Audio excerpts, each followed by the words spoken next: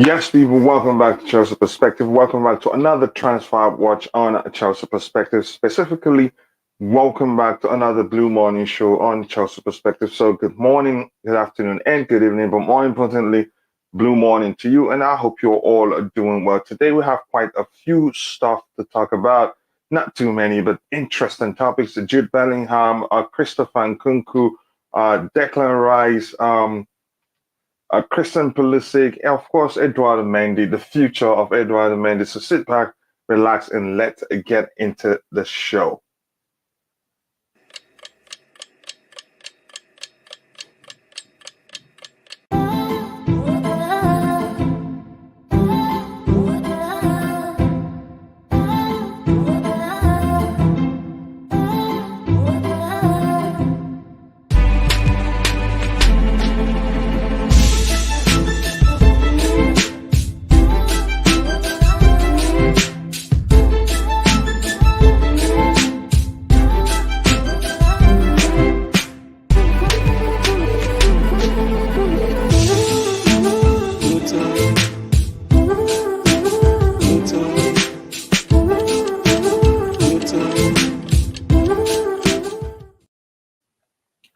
Yes, people, welcome back to the Blue Morning Show. I hope you're all doing well, and I sincerely do mean that. Again, we don't have too many stuff to talk about, but quite some interesting stuff to touch. And again, I'm happy to be back in. It's strong and ready to go. I hope you're the same.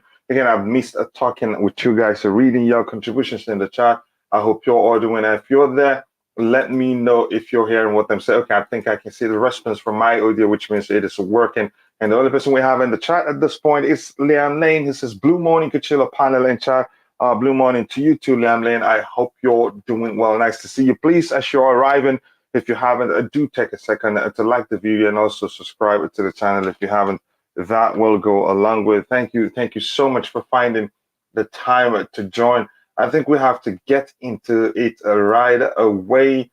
And I think this is the correct window I'm looking at here. It's about Christian Pulisic. It says, Christian Pulisic says he's feeling good back to Chelsea, feeling good going back to Chelsea. And honestly, I have fresh start now again, and I am excited to play for the new manager. So really just looking forward to it. I just have to prove myself as everyone does and as I have done before. This is the type of a statement that, again, I expected for him not to go about, releasing books, pointing fingers at the previous manager. The question remains, had the previous manager not been fired, would he, still have released the book? So it just seems as if he knew the manager was going to leave. So got the book ready to be released. At the moment the manager left, we heard, I don't know if he's released the book. We heard now that he wrote a book. Okay, so, but again, it's just, this is the type of statements he should be making. Just which will cause the new manager to trust him, give him the opportunity he deserves, and then he proves himself, and not to go about a finger pointing. That doesn't help his case at all. Like I've said before, again, he's a good player, and for some reason, again, it did not really work out for him under Thomas Tuchel, and he has a fresh start now. Like he's alluded, he's talked about in that tweet that I just read. All he has to do is take the opportunity when given to him. Again, he's a player I like so much. He's still young. You could say, yeah, he counts as young, and the opportunity is there for him to still prove that he can measure up at Chelsea's expectation. He can measure up to at Chelsea's demands as a club. Again, under Thomas Tuchel, he had, yes, people say he didn't play that much, but he had so many opportunities, especially the run up to the Champions League final. He had a few opportunities, played in some high-profile games, which was a big opportunity for him, to, you could say, cement a place in Thomas Tuchel's lineup then. But he didn't take that opportunity, and that was, you could say, that's the big reason why, again, you could say, argue him not starting the UEFA Champions League final, you could say, was justified because he had the opportunity to cement a place for himself, and he didn't do it. So I hope, yeah, it's truly a fresh start for him.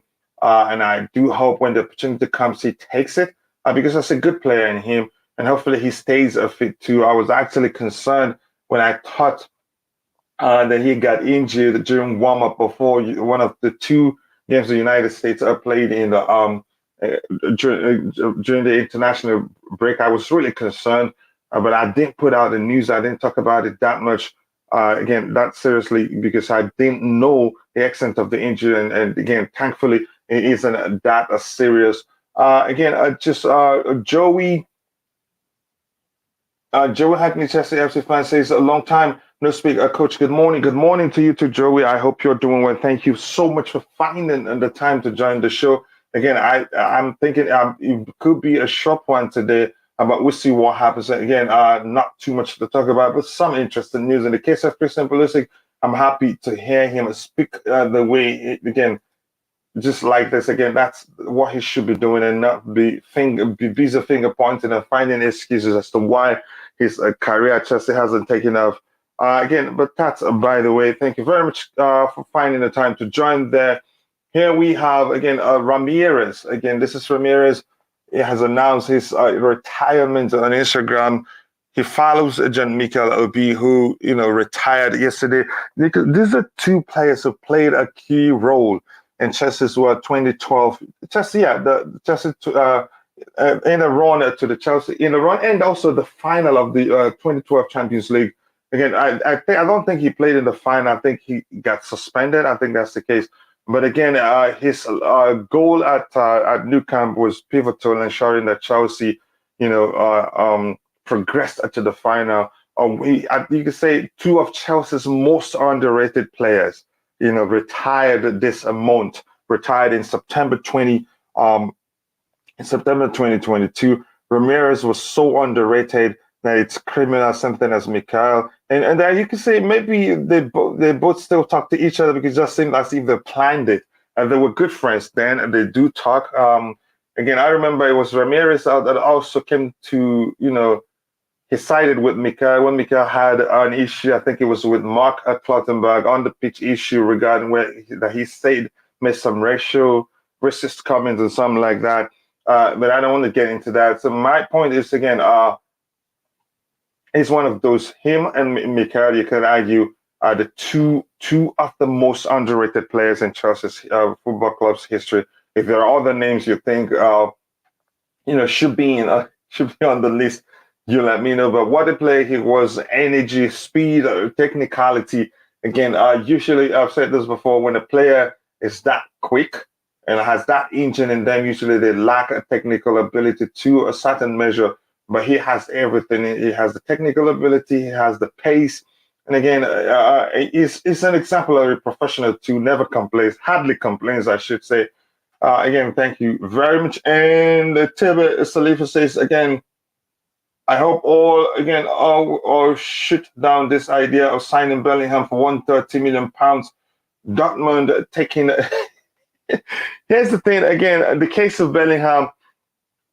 Before time, I think it was Mies from the other side of the when I did the series scouting for Chelsea. He was the one that suggested Chelsea go for Jude Bellingham. But the argument then was, if Chelsea seriously wanted Jude Bellingham, they should go for him then. But usually it's a Chelsea thing to wait. It is a Chelsea thing to wait for the player to become more mature, become more expensive before they start talking about signing the player in question.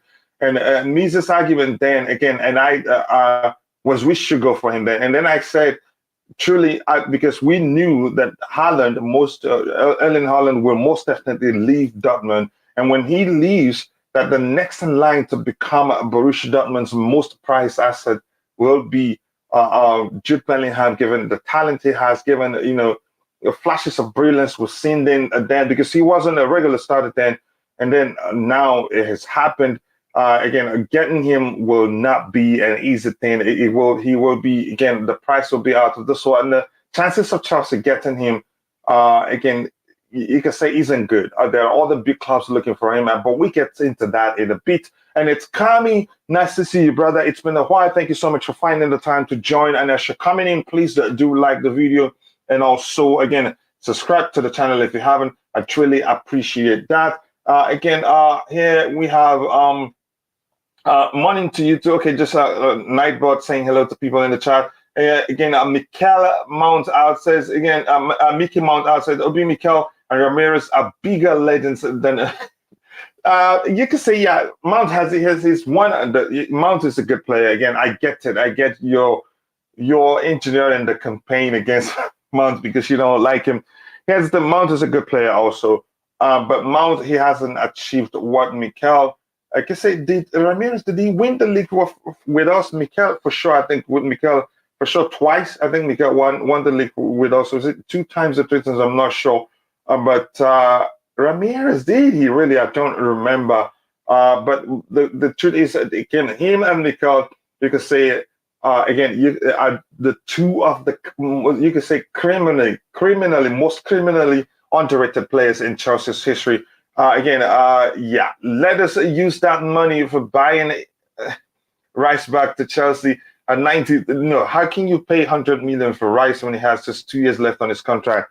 I don't condone that. Here almost says again. I hope we don't go for Bellingham, especially since we have players that can play in his position again at the price at which again you could say Dortmund would be willing to let him go. It wouldn't make sense to pay that much money for him. Well, we have some new signings who are capable of fulfilling that role, and you could argue possibly has the potential to do even better than Bellingham. I'm talking about Connie Chukwuemeka. Who else? Yeah, he looks like he can fulfill that box to box role. Um, I'm not sure other player to put in that category, but I don't condone us paying that much money for him.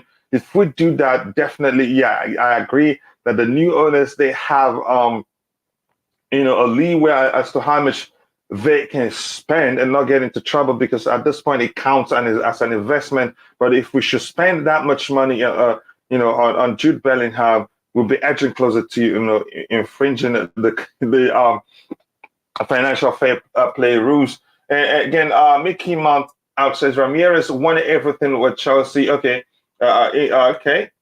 Okay. Yep. Okay. Thank you very much for it correcting me. I wasn't too sure, but I was sure of the Champions League. It says also League Cup and FA Cup. Okay, I see.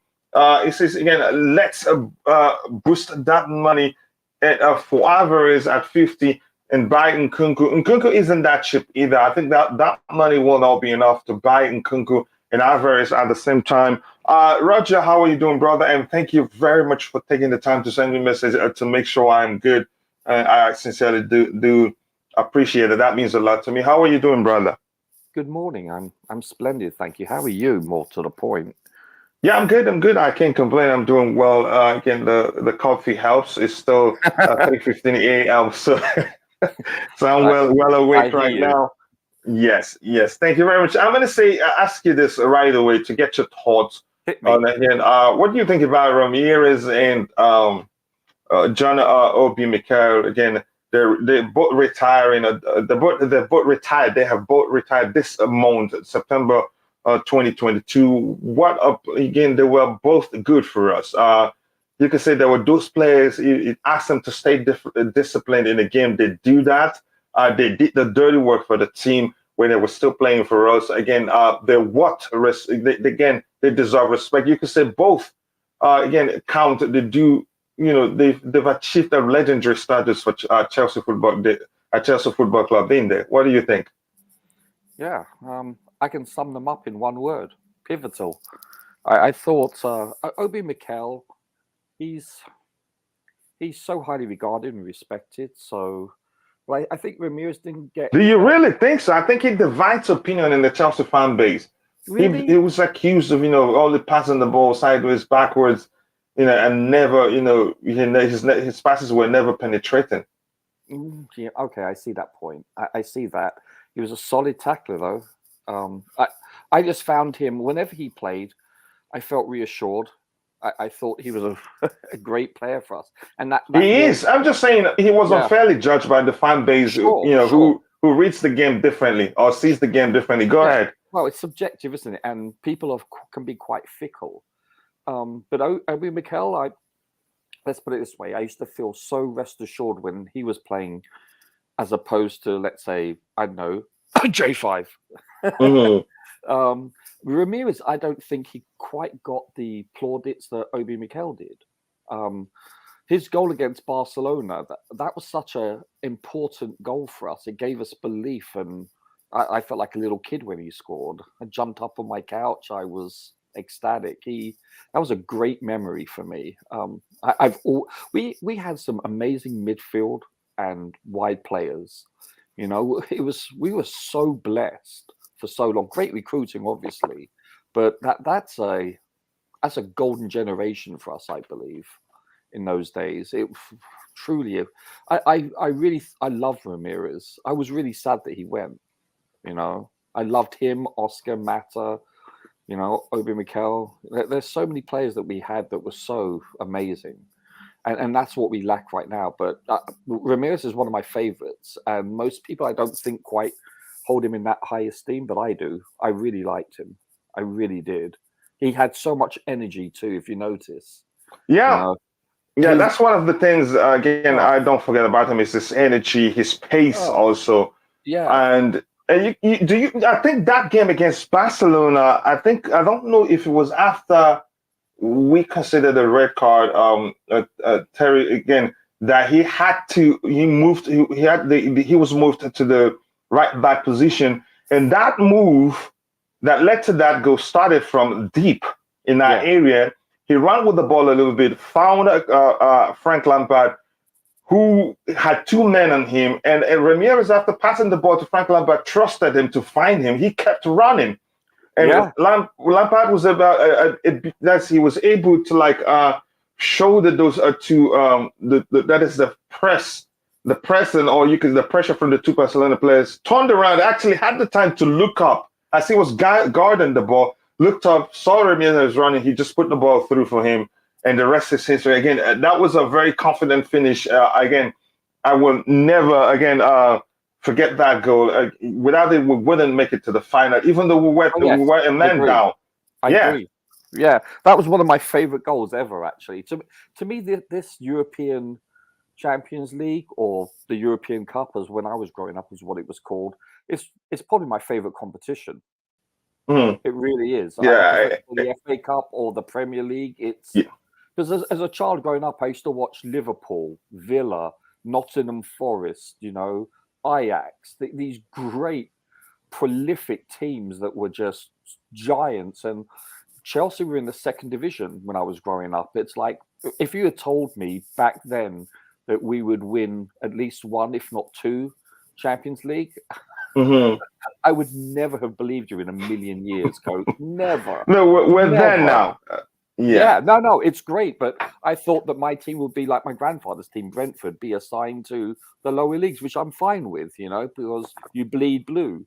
But yeah, getting back to Ramirez, his energy, he reminds me of William in that regard. You can't tell it's the first minute or the 90th minute he's playing. He's just like an energizer bunny. But you could argue again. You could say he seemed more committed than William will ever be. That is, I didn't measure up to. Again, he's more committed to the cause, fighting all the time. William, in some cases, you see him sulk up. You see him feel like, what am I doing here? Because he's an emotional individual. But Ramirez, you never see that from him. You know, I only ever saw one really poor game from him, William, I'm talking about, and that's after one of his parents died, which he shouldn't have played in that game, in my opinion. But usually, I don't know, this is just me, doesn't make me right or wrong. I rate William so highly. He's one of my favorite all-time players for Chelsea. That's, I don't know, maybe I'm wearing blinkers. Maybe I'm biased on that. I'm being honest. That's just. No, if you were Brazilian, I'd say maybe you're biased. Yeah, but I'm not. I'm quite English, and I wish he was English. But I always ranked him so highly, and Ramirez also. I absolutely. But you could say both good players, but you could say William didn't achieve the legendary status at Chelsea. At least winning the Champions League would have done it for him. In my eyes, he did. Again, it depends on who you ask. There's no, because there's no right definition. We don't have any type of definition anywhere that says, again, this is what a legend is. from a it's footballing subjective, perspective. right? I don't think it should all boil down to statistics, in my opinion. You know, I think it's purely subjective. That's what makes this and most other sports great, is you can view it from a different prism. You know, so no, I don't know.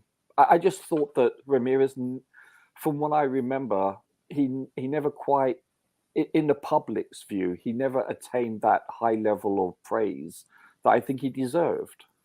He is again. Him and Mikel, like I said, those two men are players. Again, they have to be, two of the most underrated players in Chelsea's history. Again, usually scapegoated when they scapegoat them. The fans scapegoat the two of them when things don't go our way, especially Mikel. Again, but records show, even eye tests show his importance. Showed his importance to the team then, but only to those that understand football, really. But that's, by the way, again, I've read that one there, and here again, Tiba Salifa said, Brother Rice hides from the ball and never shows for the ball like J5 cover and Gilmore do under pressure. That's the difference. But apparently most people don't pay attention to that. Do I think Rice is a good player? Yes, I think Rice is a good player. And this reason you just mentioned here, Salifa, is one of the reasons why I argued then when people were saying Thomas Tuchel liked him. Show me where Thomas Tuchel says how much he liked Rice. Of course, if you ask him, if there's an interview in public, you ask him if Rice is a good player, if Chelsea wants Rice, he'd start by telling you Rice is a good player, but probably won't tell you whether we want him or not, and probably won't tell you he doesn't think it's just the way he wants to play. I don't think I've seen managers that do that. Managers they hardly do that. Again, Rice, you just summed it up. Even though he's a very fine player and would do well in quite a lot of teams, but on the Graham Potter, you can say his style of play is even more dynamic than that of Thomas Tuchel. So that's why I doubt that, but I wouldn't be surprised if tomorrow Chelsea gets a chance to sign him and Potter says, gets him and then gets him to start playing even better. That's fine by me, again, because we could argue about that from now to tomorrow. It all comes down to what the manager wants. It's Kami says, I think Nkunku has a release clause of about 60 million. We will look at that in a bit. Is this 60 million again? Hasn't he? I think he signed a new contract, and if he did, that may have changed. I don't think it's 60 million pounds. But let's see what's. We'll look at it in a bit. Again, Bellingham, though, I expect to sign for Man City or Liverpool. Yep, well, we'll talk about the reasons why I believe he will not come to Chelsea.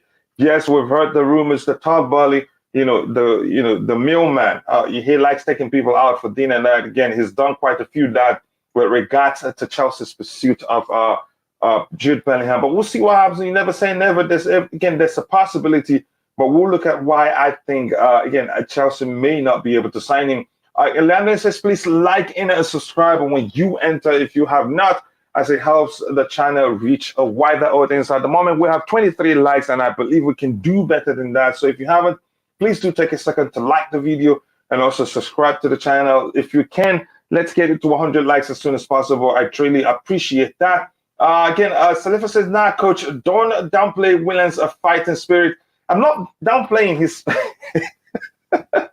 I haven't even been back a day and I'm starting to fight with Salifa. I love you, brother. But I get your argument. I think Willian is a good player. On his day, he does quite well. But I think he's that player that the slightest, on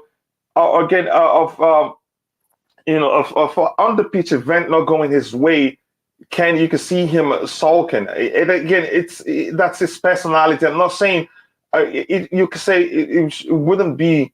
Yeah, maybe I shouldn't use the term his commitment. I think but because of who he is individually, sometimes you see that on the pitch that if things aren't going away, he usually one of the first to play like they've given up that one in particular. That's my point. Again, Willian was the hardest working winger. He was hard working on his day, in the league. That man played right wing back, right simultaneously.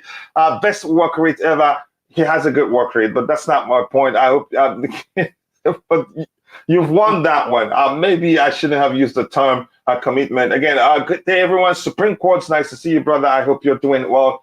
Ramirez and Mikel were good servants for Chelsea. I appreciated what they did. A lot of people again, eventually, and still don't. I think I know someone who'd come on here and say, Mikel, just sideways, backwards, and all that. Again, but it all comes down to what the manager wants. And again, you could argue his best days were when Didier Drogba was still part of the team, when he enjoys those long balls from Mikel. And a few of Mikel's assists, I think was for Didier Drogba. I think if my memory serves me correctly.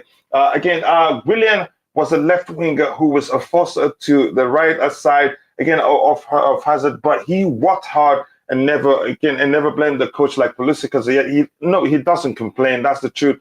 I think, like I said, maybe I shouldn't have phrased it the way I did. It has to do with his personality. Again, the way he deals with stuff is different, and you can sense it that sometimes he just seems as if he doesn't want to be there. Again, Mikel honestly was a better player than Jorginho. I haven't, I'm not going to go into that comparison. I have things in Jorginho that I like that I don't think Mikel has. But you can say Mikel, again, has the ability of Jorginho, always wants the ball if you can get it to him. At least he started like that until he started playing under Mourinho. Then his game had changed a bit. Mind you, he was an attacking midfielder who, again, Mourinho converted into a defensive midfielder. And he made that role his own. Again, he made it even more stylish in the sense of, again, the way he plays, because he's again, if not for the instructions of the manager, he's a player that always likes to keep the ball on the carpet. And he was a good player overall. A big up to you too, Santiago Munoz. I hope you're doing well. Nice to see you, brother. Again, thanks for finding time to join. Again, people keep liking the video. If you haven't liked it, we have just 23 likes now. We should be doing better than that. Again, we learned. Again, on our wingers now, cannot diss him nowhere. I wasn't dissing him. Okay, you guys, my apologies if you guys think that's the case. But that's by the way. Again, and thank you so much, guys. Keep liking the video. Also, do subscribe to the channel if you haven't. Next, a topic we have here is, again, the goalkeeping position. I don't know if this is something that's being engineered with the club to force Edouard Mendy to accept whatever contract offer the club has on the table for him. Again, it just doesn't make sense. It says we have got Slonina. You can say, even though some think he's too young, I think if you look at his MLS record, again, it tops some of the goalkeeping aspects. And again, it's one of the best there. And again, Chelsea have an idea to target goalkeepers in future, but have made no contact. Again, around Atletico Madrid's Jan Oblak, who has interest from Tottenham and Manchester United for summer 2023. Again, that's still a long way to go. And Mendy's contract, how long does he still have on his contract? Let me check to be sure. Again, whether the club would be, I don't think the club will be in a hurry to offer Mendy a new contract if he still have like up to 3 years or 4 years left on his contract. Really, that long? No, I'm not sure. Roger he just came at me quickly and said, really that long. I'm not sure. Let me check. He stayed with us for 2 years plus, right? Yeah, 2.5. So his contract expires in 2025. You can say 3 years. Wow. So I don't think the club will be in a hurry to offer him new contract. And everything he's won here. One is the African Cup of Nations, and the other three are all at Chelsea Football Club. And again, I think his form of late, again, you could say it's been questionable. There's a huge question mark over his form, and the scary thing of the whole thing is that it doesn't look like he's recovered from it. It just looks like it's gotten worse. But that will come back. Sorry? It's early, coach. It's early from the West Ham game, 2 recent games. Yeah, but maybe he needs to sit down for a month or so. Listen, he deserves a pay rise, in my opinion. He's on pittance. For sure, he does deserve a pay rise. But what if the club are looking? Standards. Yeah, go ahead. When you're done, I'll come in. By Premier League standards, he's on like $10 a week, basically, compared to, obviously I'm being sarcastic as hell, But No, I get your point. He should be earning more than he's earning now. But go ahead. I think that's only fair, and let's face it, he's without him, I don't think we would have won as much silverware. He's been a prolific shot stopper. He really has. Yes, his distribution needs to improve. I saw that in the first couple of games he ever played for us. I was really startled at how poor he was with his feet, and then he settled down. And then I think last year he went through 1 or 2 games where I saw glimpses of his first couple of games, but then he worked his way through it. And then this year, so I would say 90% of the time he's decent with his feet. Is he as good as Kepa? No, he's not. But he's a first-rate Premier League goalkeeper. He really is. And in fact, he's considered by like Shaka Hislop, considers him one of the top goalkeepers in the world, or especially in the Premier League. He considers him Roger, being objective here, is he really bad with his feet, or he's just in a bad run of form? I don't think Mendy is that bad. Okay. He's actually quite better with. He's actually better with his feet than what's his name, Patacek. He's good with his feet. Nobody noticed that, coach until go ahead. That's a different generation, coach. That's back in my time.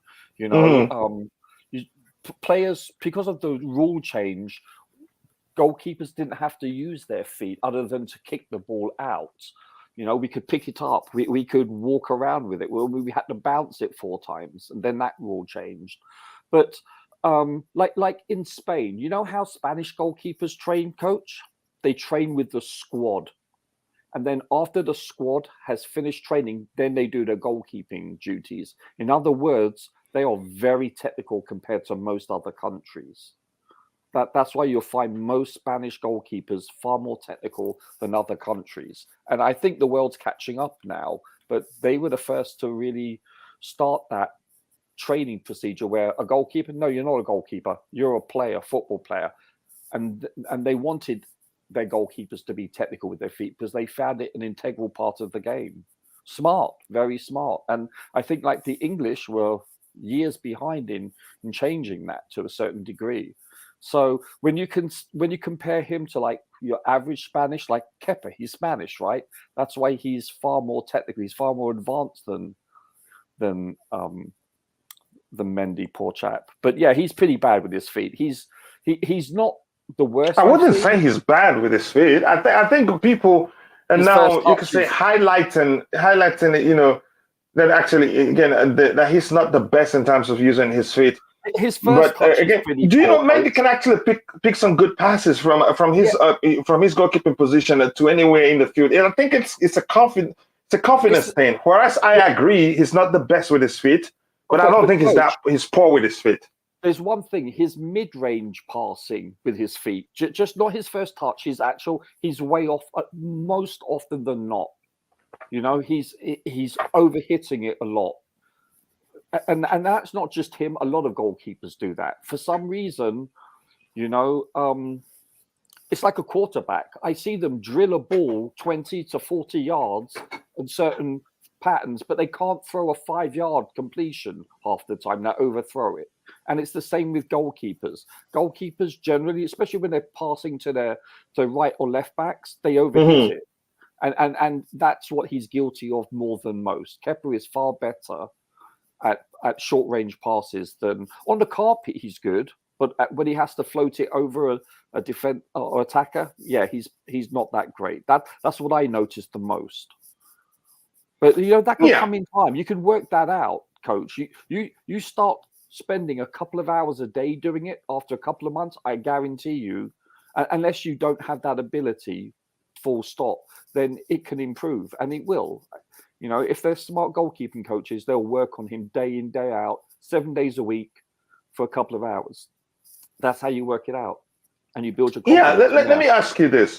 Now, let's talk about, again, his new contract. We're not sure how much they're offering him, but for him to have rejected it outrightly means it isn't something he thinks he's been undervalued for sure, because if it's anything close with here, they're close to agreeing, coming to an agreement, but the reports out there are that he rejected it. Again, something else I read that's out there is that the club are factoring his current form into the structure of again his new contract plus and the club you like to say something I read on the screen looking at all the goalkeepers and you could say since this contract expires in 2025 they will not be in a hurry to offer him a new contract. Do you think the club values him? That if they value him, I don't think they'd offer him anything he'd reject outrightly. When you say the club, are you talking about upper management, or are you talking about the coaching staff? Not really the coaching staff. The coaching staff have the job is to get the best out of this guy, train them, to the way the manager wants to play. So the front I'm talking about the fact that he rejected the contract offer. He better be careful. Again, to me, what I read from that is that again, I don't think they're close to anything he wants to what he's looking for. And again, do you think the club values him, or it all comes down to the fact that he still has about 3 years left on his contract, and they're not in a hurry? There's still time to negotiate something, that he'd accept. I'm not sure whether he's not pleased with the length of the contract or the fiscal part of it per week. It has to be. I think it has to be. I think it has to be with the pay. Because if it is the length, he still has 3 years left on his contract. I don't think the length will be an issue at this point. Well, again, that's me.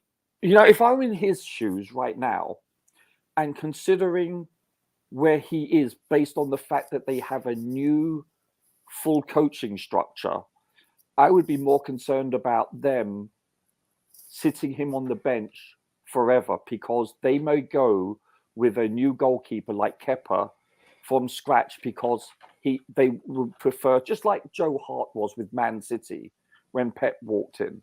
You see, and they did that with actually in Brighton too. I think he should be more concerned about him. Listen, he's on pittance right now, and I wouldn't be too fussy. I would take the contract, unless it's really insulting, because I feared that he will not be starting.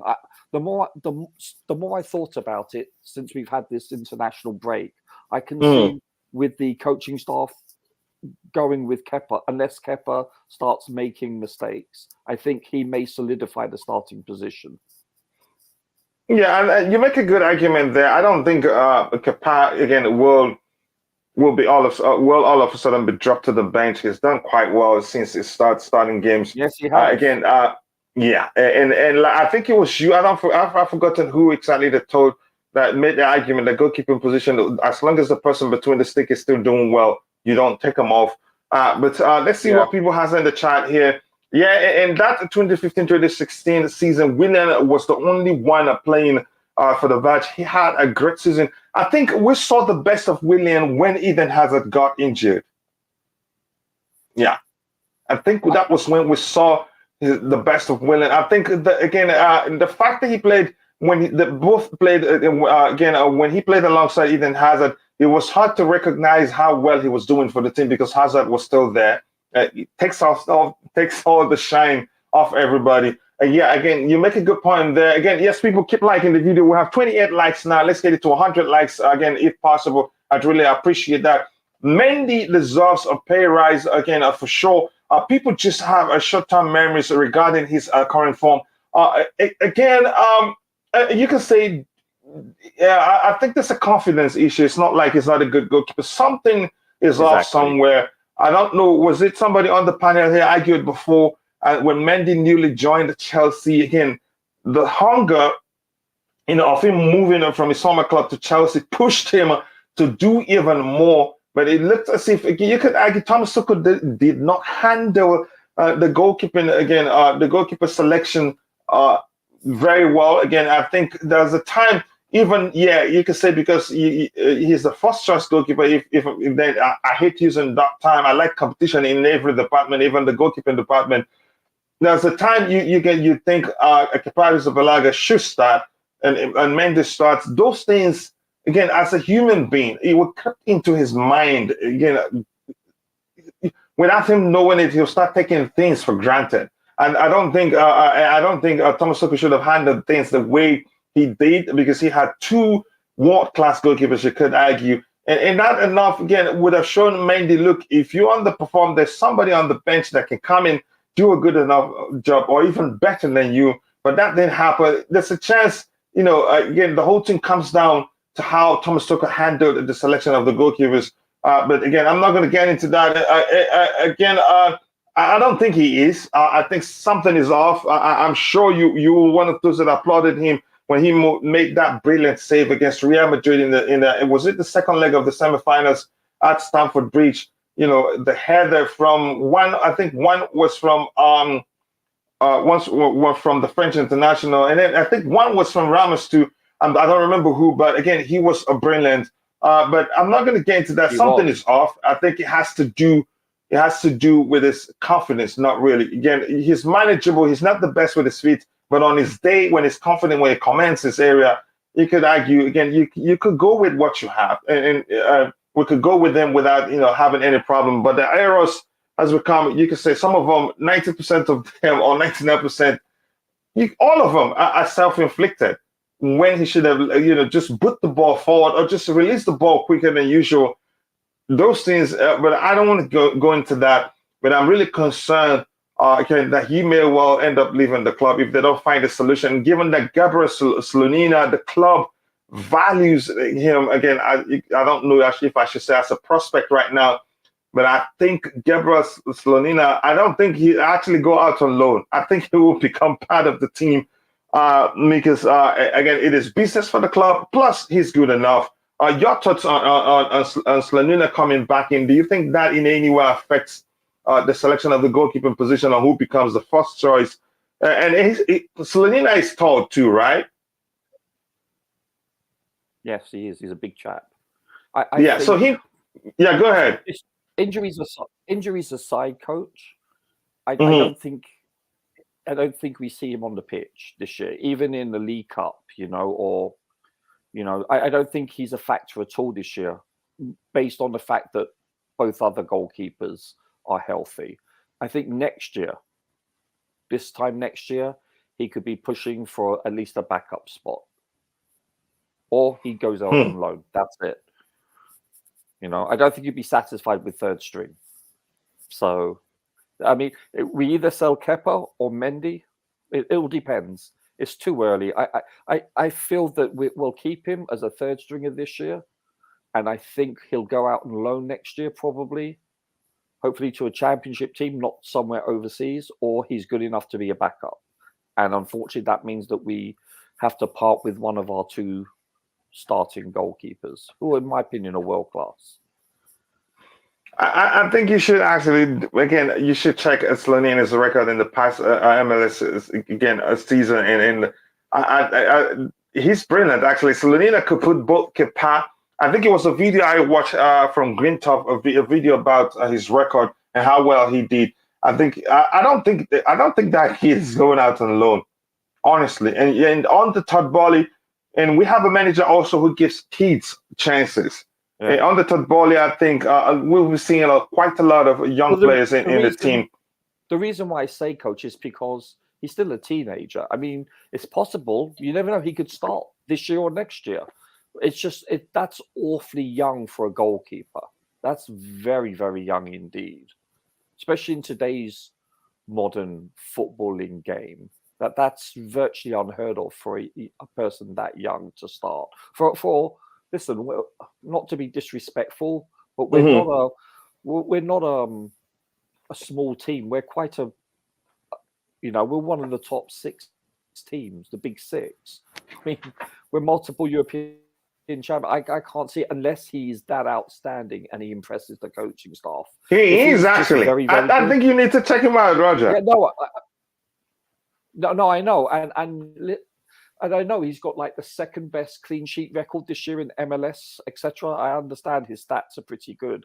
And someone said, I heard it this year, in MLS, whether you have a great shot coming at you at so many miles per hour, there's no discrimination, whether it's in the MLS or the Bundesliga or the Premier League. It's irrelevant. That ball is still coming at you at a fast pace and at a far angle. So I get it, Listen,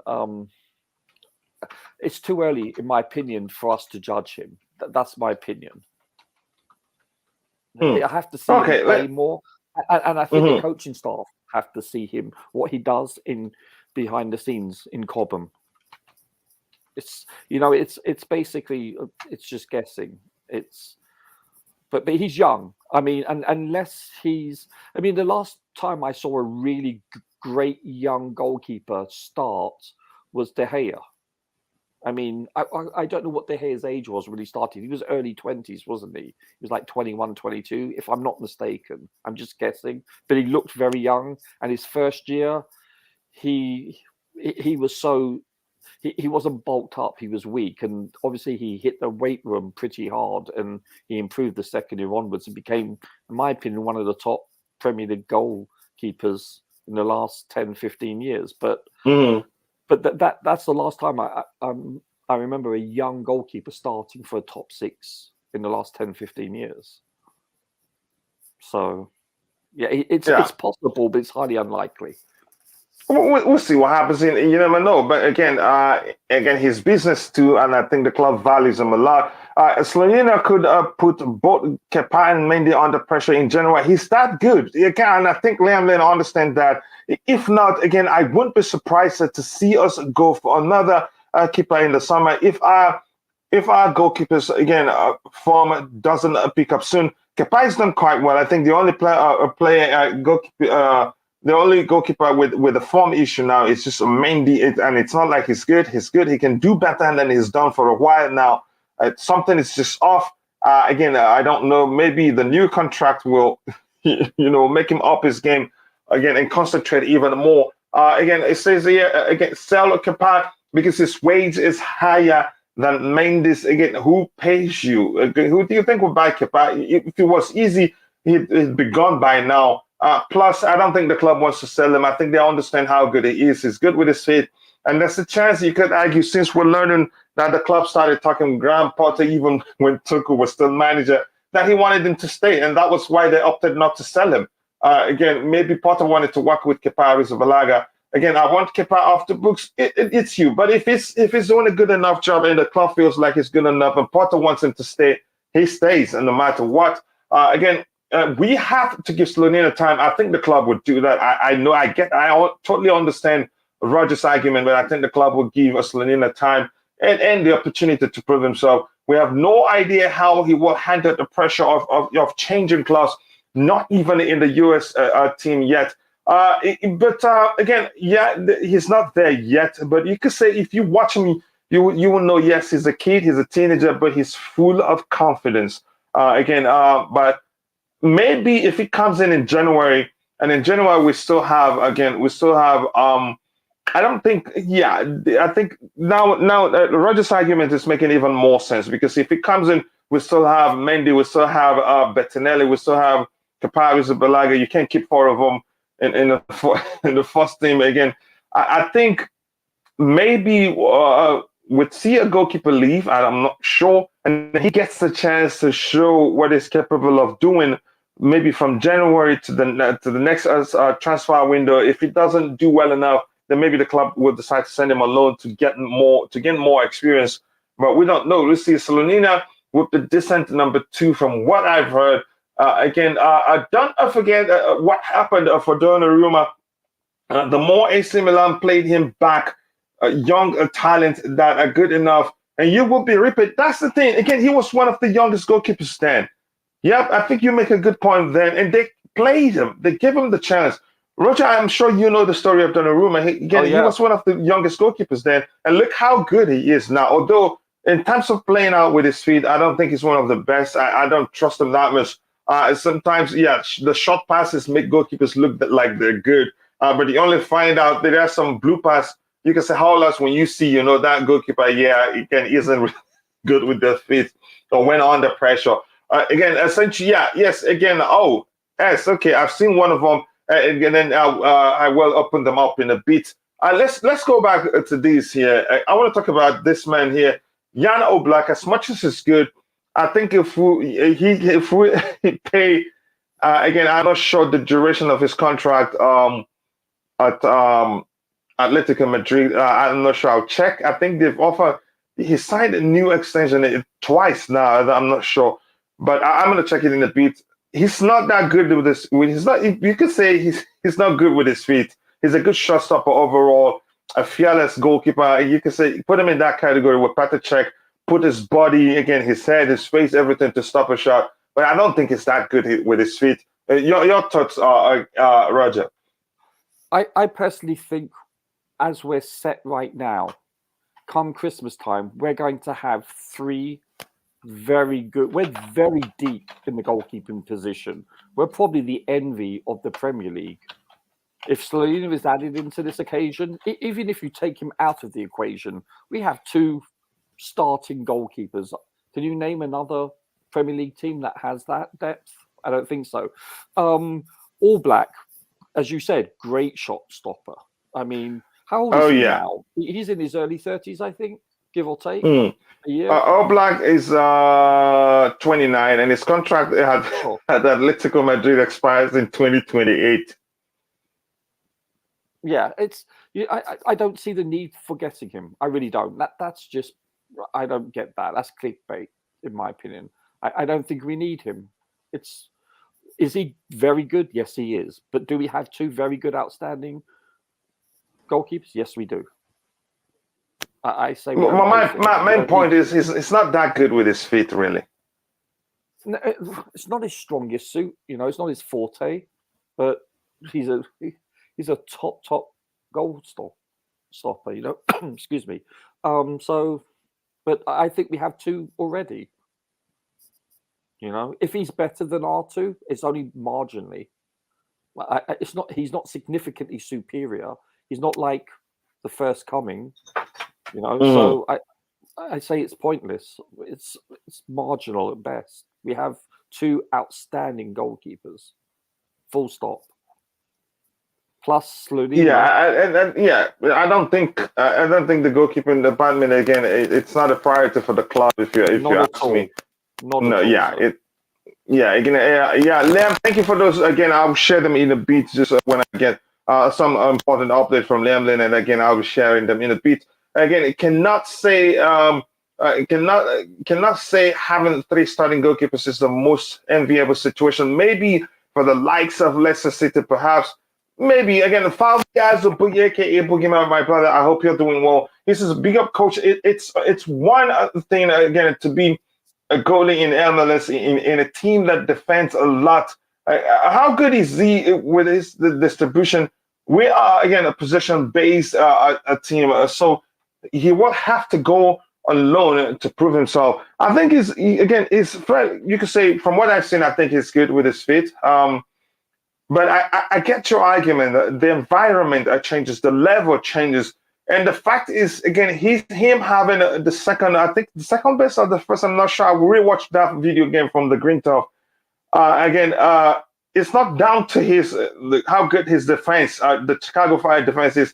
It's the shots his face. Again, how many shots he stopped. You can say on occasions, repeatedly, he's been the one that stopped them from, that made sure they didn't lose games. That opposition had the opportunity, to put away chances. But I think this supports your argument in terms of change of level, moving from MLS to the Premier League. That's a huge difference. Maybe he needs to go out on them, but I still think he stays. What do you think about this comment from Faldiazo? Yeah, it has some valid points. I don't think he needs to go out on loan. Maybe I'm just being pedantic in his semantics there.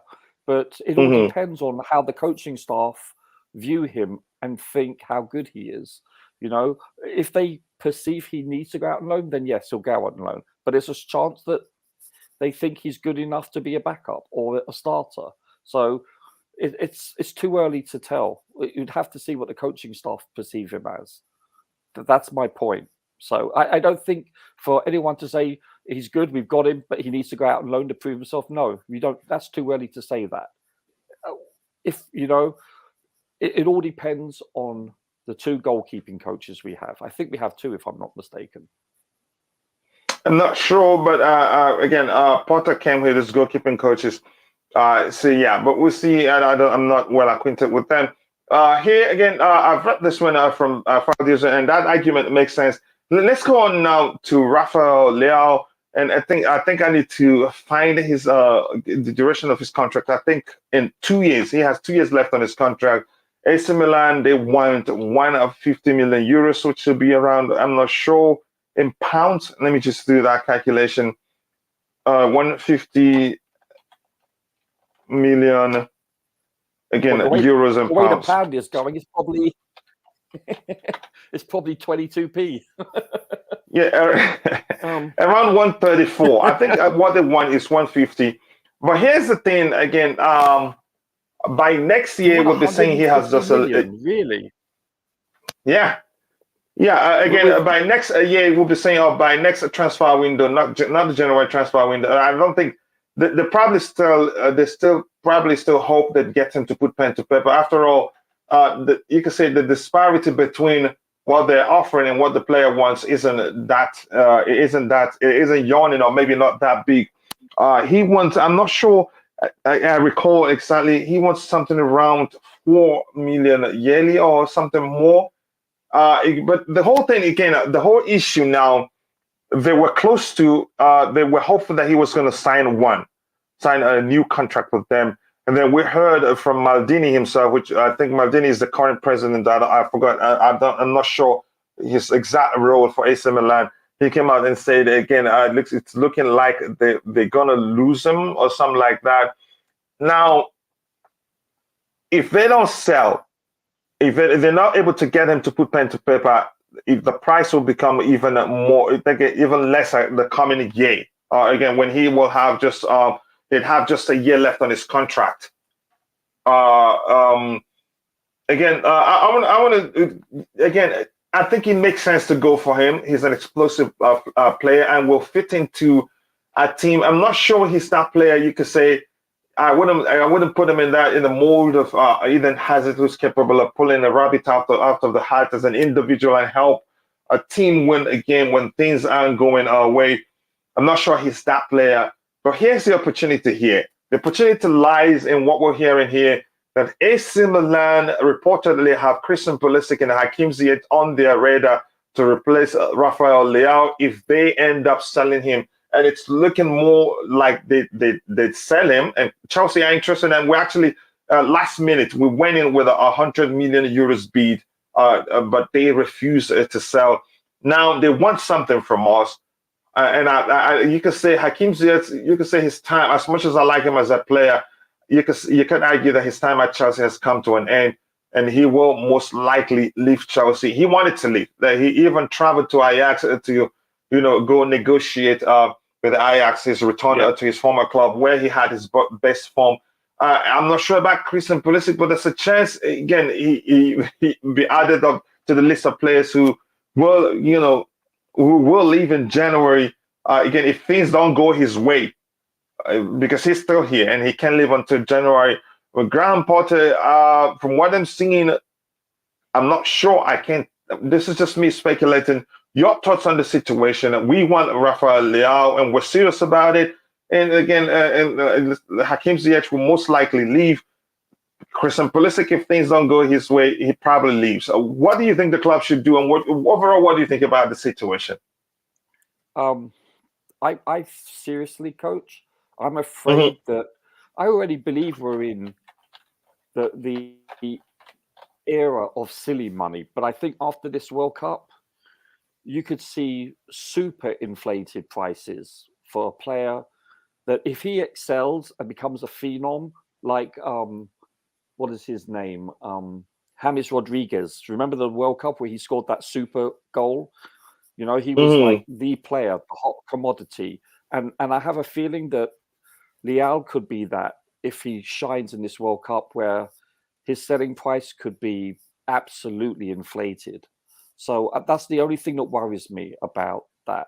His contract is winding down to 1 year left after the season, which is a good thing. But if he shines in the World Cup, they could be asking, for a second mortgage job. That's my only concern. But yeah, he's a great player. I think. Yeah, go ahead. He's explosive. His acceleration, He's very good. He's very technical. He's strong, powerful, fast. He's young, and yeah, he's very that word explosive just keeps on rolling off my tongue when it comes to him. He has, and his upside, we haven't even look, he's so young, we don't even know what his upside is yet. I don't think he's even reached his potential yet, not even close to it. I think he's going to be an outstanding player. He's just 23, and maybe he needs that move to, he needs that move to, to further show what he's capable of doing. Again, my brother, Rodrigo, how are you doing, bro? Welcome out to the show. I hope you're well. It's been a minute. I know you needed that time off, to enjoy. Been a minute missing Chelsea. We haven't seen any game for ages. Yeah, it's been like ages, but again, in a few days, we'll be back again. Yeah, I hate international breaks and all. So annoying. But anyway, we're back now. As of these players, I really want to get rid of these two players. I want them to go, even if we're not bringing in Rafael or anyone. I just want Pulisic. I want him out of the club ASAP. But it's not that simple, and you know why. And I think we've talked about that here a million times. I mean, Bowley just signed Bob Ross Barkley out of his contract. I think Pulisic would be happy to go. I don't think he will play as much under Porter. It's just not good enough. I watched the US game against Saudi Arabia. It was awful. It was one of the worst players on the pitch. I think it's done. I think this guy is not here. We need to part company now. And Hakim Ziyech. But you know quite well that's not that simple. I know it's not that simple. I mean, someone has to come in. He has to match the offer. Not really about someone has to come in. As long as he's able to show, you could they just call it flashes of brilliance every now and then. Gets to play again. As long as he's still capable of playing, the club makes quite a lot of money for the fact he plays for the club. And let me see. Go ahead. While you're talking, I'll find out the duration of his how many years he still has left on his contract, because that's a huge. Go ahead. I think he's got 2 years left. Yeah. Okay, go ahead. But anyway, so I think Body lacks these trade deals. So if there's a chance that AC Milan won these two players, and then maybe that can help us get the price down for Leao. But like the other guy said, Leao next summer, obviously he's winding down his contract. But if he doesn't, I mean, it's going to cost us a lot of money. Even if you try to sign him in January, forget it. You're going to have to pay 120, 130 mil. Ridiculous price. And now, obviously, after the World Cup, the January window will be a crazy window. A lot of the players that will perform well in that World Cup will see the price go triple or even quadruple. Like even players like that Alvarez guy that we were linked to, watch his price go 2 or 3 times above market value if he has a good World Cup for Mexico. It will be the same thing with this guy if he plays really well for Portugal, but which I think maybe he won't, because Ronaldo will play every game, and then the Portuguese manager is a bit of a crazy guy, so he's probably not gonna see much of playing time in the World Cup. I think he will. I think we've seen enough to show. Ronaldo, the last game he played for Portugal, he had a hat-trick of misses. But he will still play. So the front three will be... Are you telling me that Ronaldo himself is to go? Go ahead. Ronaldo is freezing himself for the World Cup. Watch him turn up. Wow. But Rodrigo, while I'm still with you, here's the thing. If Leao, he does well at the World Cup, we're already hearing that Manchester United and PSG are interested in the player.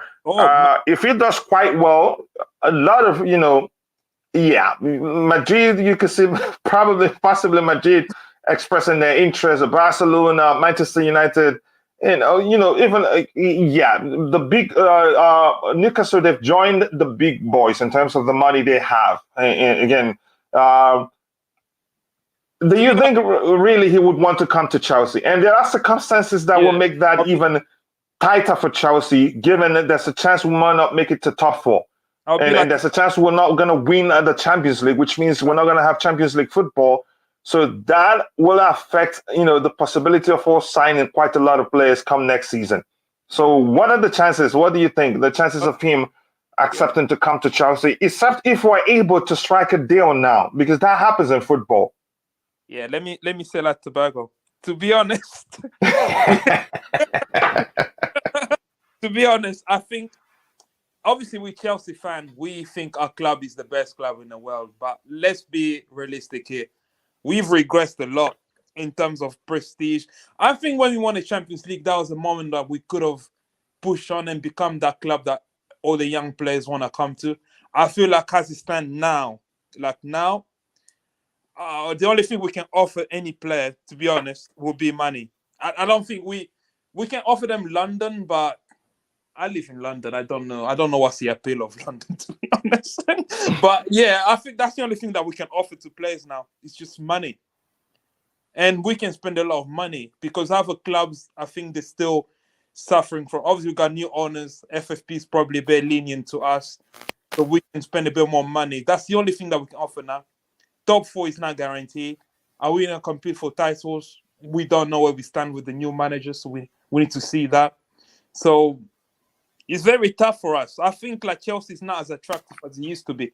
So if we want to secure the deal now, I think we need to do it like you said. We need to do it really quick. And the only thing that I'm scared of, if we do it, say January, we're gonna end up paying, like I say, 3 or 4 times more than this player is actually worth. Because obviously, say he has a good World Cup, we have to pay more. We have to literally meet up his release clause, or at least as close to it as possible.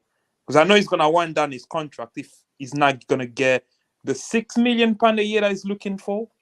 So we're gonna end up paying him. Either we're gonna pay him maybe say £8 million a year, pay AC Milan ridiculous money just because we're not as attractive as say Real Madrid at this moment, or even Barcelona. I hate to say this, but yeah, that's just the way our club is at the moment. We're in big transition.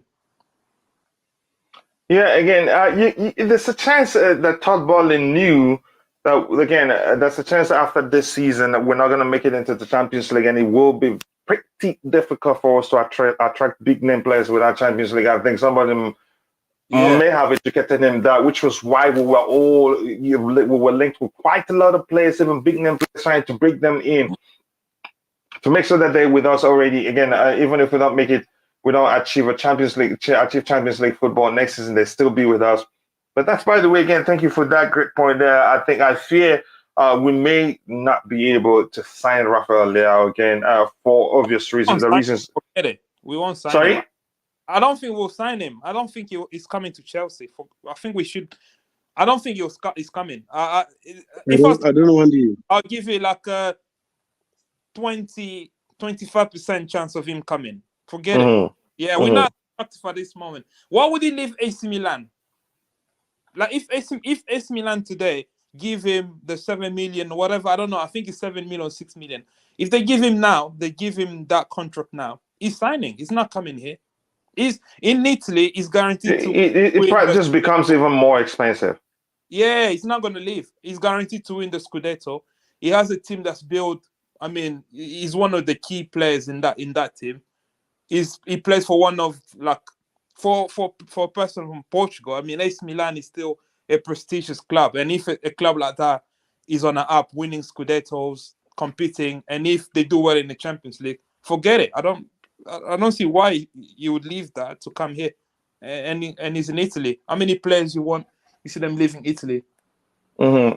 Yeah, Tobago, what do you think about, again, you could just quickly, let me catch up with the chat. Again, I'll come back to you in a bit.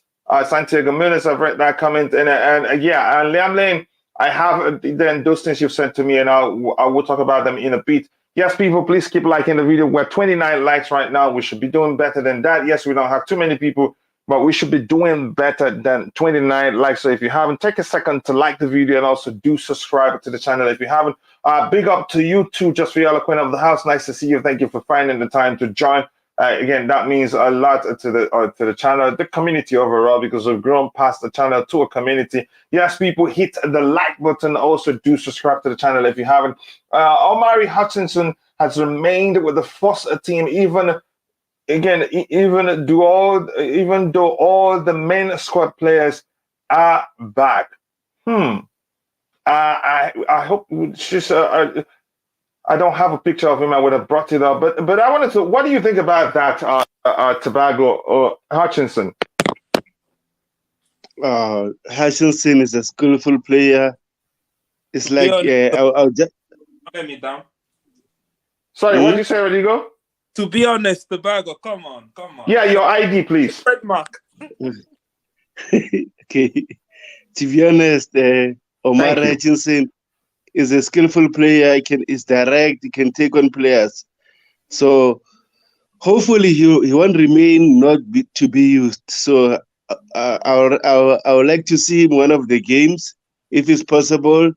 As we know, Graham Potter likes kids. So I'm glad Graham Potter saw a potential there.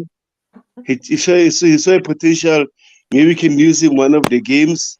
So I'm happy about it. Yeah, Rodrigo, what do you think about his chances? I don't know him too well. All I heard when we signed him was that, again, he's a skillful player, explosive too, I've heard from some people. But I don't know too well to say, okay, here's why I think he fits into the team. But if he's remained with the first team, it shows probably Potter, again, is looking at him closely, maybe trying to see if he can integrate him into the team. And Potter is known to give young players chances. And you could say, that's the new thing now at Chelsea. A lot of young players will be getting the opportunity as long as you're good enough. I'm going to know from your thoughts. Do you think it's good enough, really, to be part of the first team? Technically, like from what I've seen, wow, this guy is good. He's the only player I can see at Chelsea that can take on his man, that can actually do skills on the ball. We don't have them. We have a lot of like robotic players that just do the simple things. He's very good. He's very good on the ball. But again, he plays in like against like 18, 19-year-olds. So we haven't seen him playing in the first team. If you watch Graham Potter, if you watch his teams, I think Graham Potter actually lacks technical players. That's the difference between him, Marcia, and Tuchel, for example. With Tuchel, I felt like he just won like the players that can run, like road runners and stuff. But Graham Potter actually, I think he'll enjoy having technical players like this Omari Hutchinson. Yeah, I've seen when I think one of the games was on the Chelsea app. I was watching. I think so he looks really good. He looks promising, but I can't really judge much because he played for that Premier League 2 side and the quality there is not as good. You can only judge him when you see him in the first team. And I think so. You're in the gang of people who usually quickly judge players by their age and don't believe they will be. No, I judge him by the opposition that he's faced. He hasn't faced like real, professional first team players. He's played for Arsenal youth team. Again, that was in the youth academy, and then now he's played for Chelsea development squad. And he hasn't played. What I want to see is, I think from the eye test, he's better than Cho from eye test, and he's better than Pulisic, and he's better than Ziyech from just eye test. But I want to see him now play. Just get maybe 5 minutes here and there in the first team until we see him get a full game. Unfortunately, in the League Cup because we got Man City. Otherwise, I would have said, yeah, we try him in the League Cup, but we can't play him against. Yeah, I want to get the opinion of you two. If you're watching, if you haven't, take a second again to like the video and also subscribe to the channel if you haven't. Again, thank you for 31 likes. We should be doing better than that. I understand not too many people are watching, but we can do better than 31 likes. I don't know. Have you spoken your mind about what you think about the Rafael Leao situation and the possibility of saying, okay, since you want this player, we want to buy again. We want Rafael Leao, and they already. And again, I think Maldini said it openly that we made an offer, verbal offer for Leao, but they didn't want to sell. But the truth remains, I think if they decide to sell to us, it will probably be for a much lesser fee come the next transfer window. You were saying something like you didn't like him. Just quick. No. Yeah, go ahead, Rodrigo. Yeah, did AC Milan got new owners, or am I getting the wrong club? They've got new owners. Mm-hmm. Okay. So probably they want to. Maybe they have money now, but again, the player himself probably wants to leave. If I don't know if they can get him to. They're sounding like he's most likely going to leave the club. Yeah, and then the other. Yeah, go ahead, Tobago. You don't need to show your ID again. We have your ID. Your thoughts? Do you think?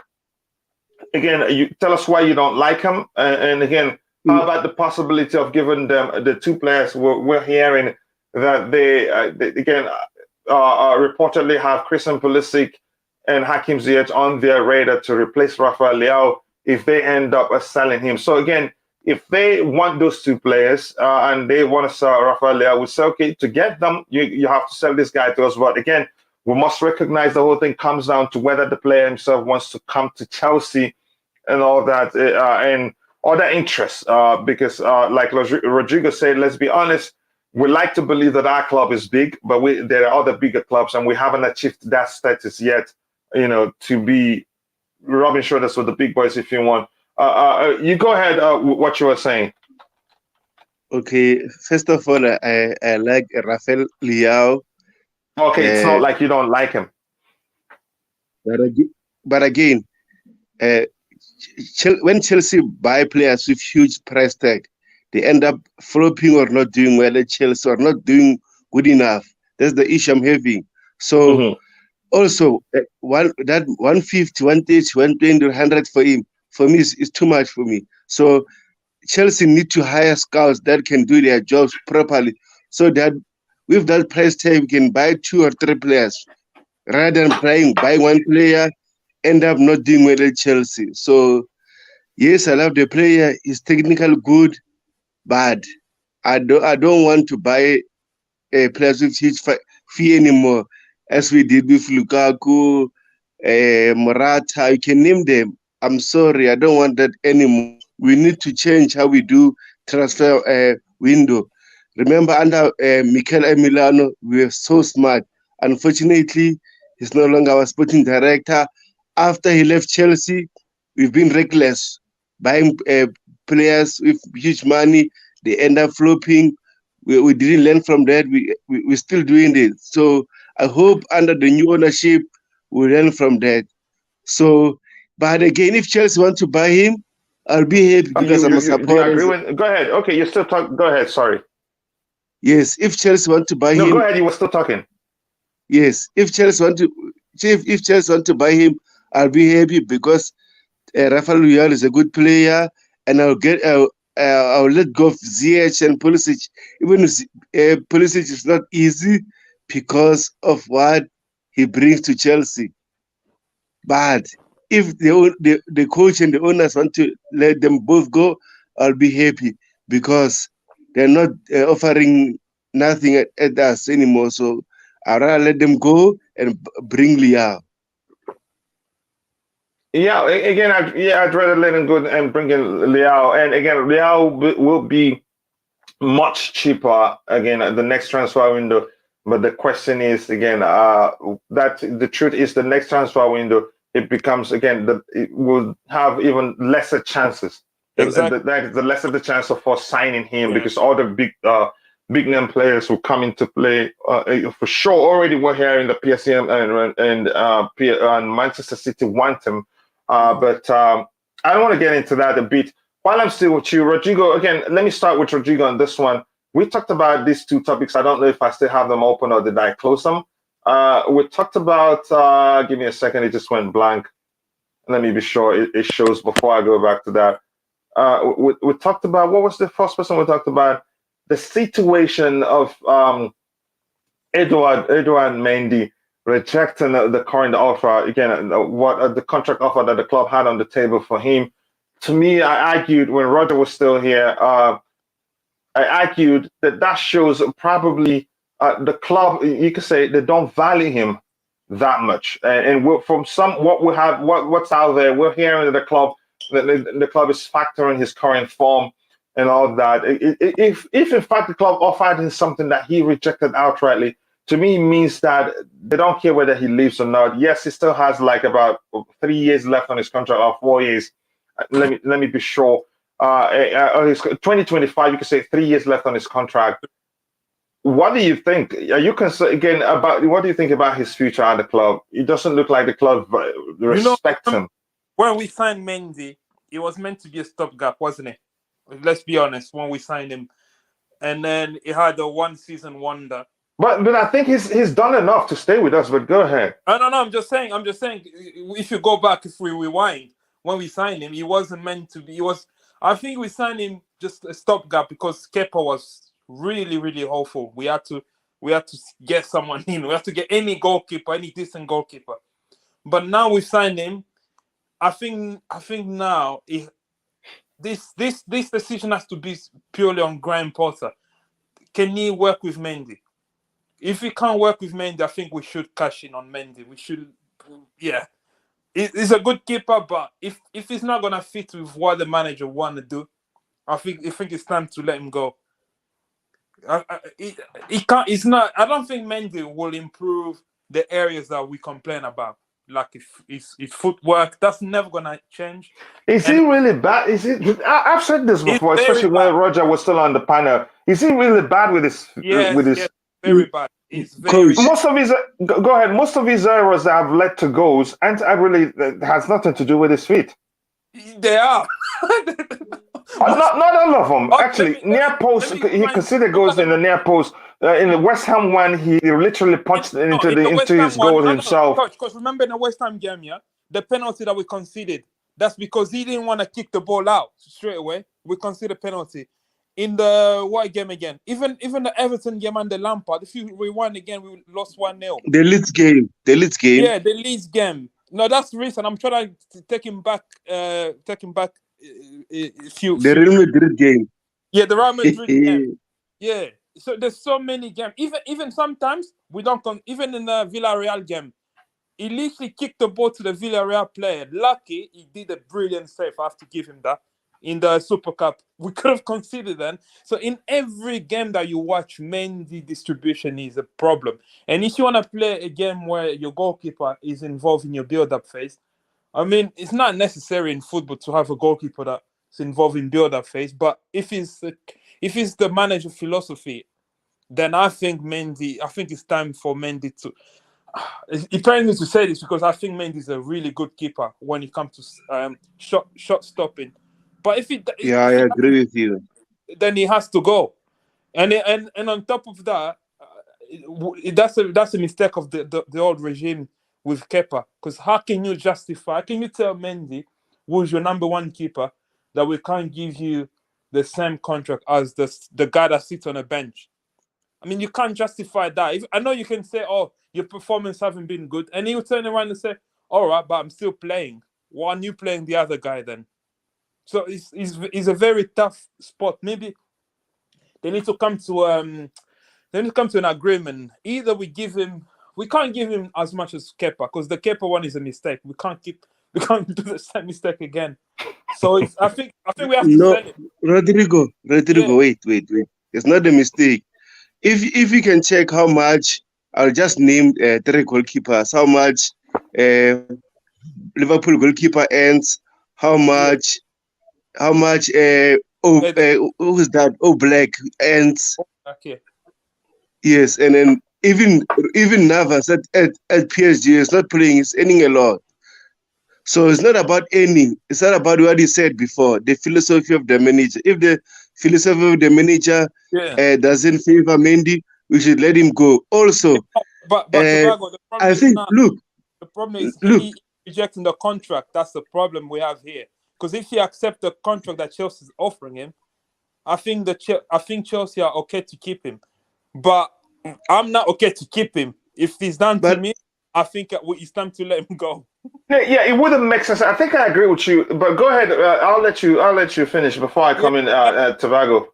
Yeah, that was just my point. Like, when I was talking about the money, that's because he's rejecting it because he thinks he should earn If not, but as much as Kepa does, because obviously that for me that makes sense. I mean, if you look at That it, makes Yeah, it makes sense, but sense. here's where I agree with you, Rodrigo. Then, if the manager feels like, again, he prefers Kepa over Mendy, why give him that much money? Let him go, get someone else in. yeah, that Exactly. I'll Yeah, agree. so I agree with And that. again, Go ahead, Tobago. Yeah, and again, and I feel like Edouard Mendy, his game changed because Thomas Tuchel didn't want to bench him or just to give him time to relax when he do those mistakes. He kept on playing him. We are not saying not play your best players, but again, if one of your best players is not doing well, just bench him for one or two games. Just go to him.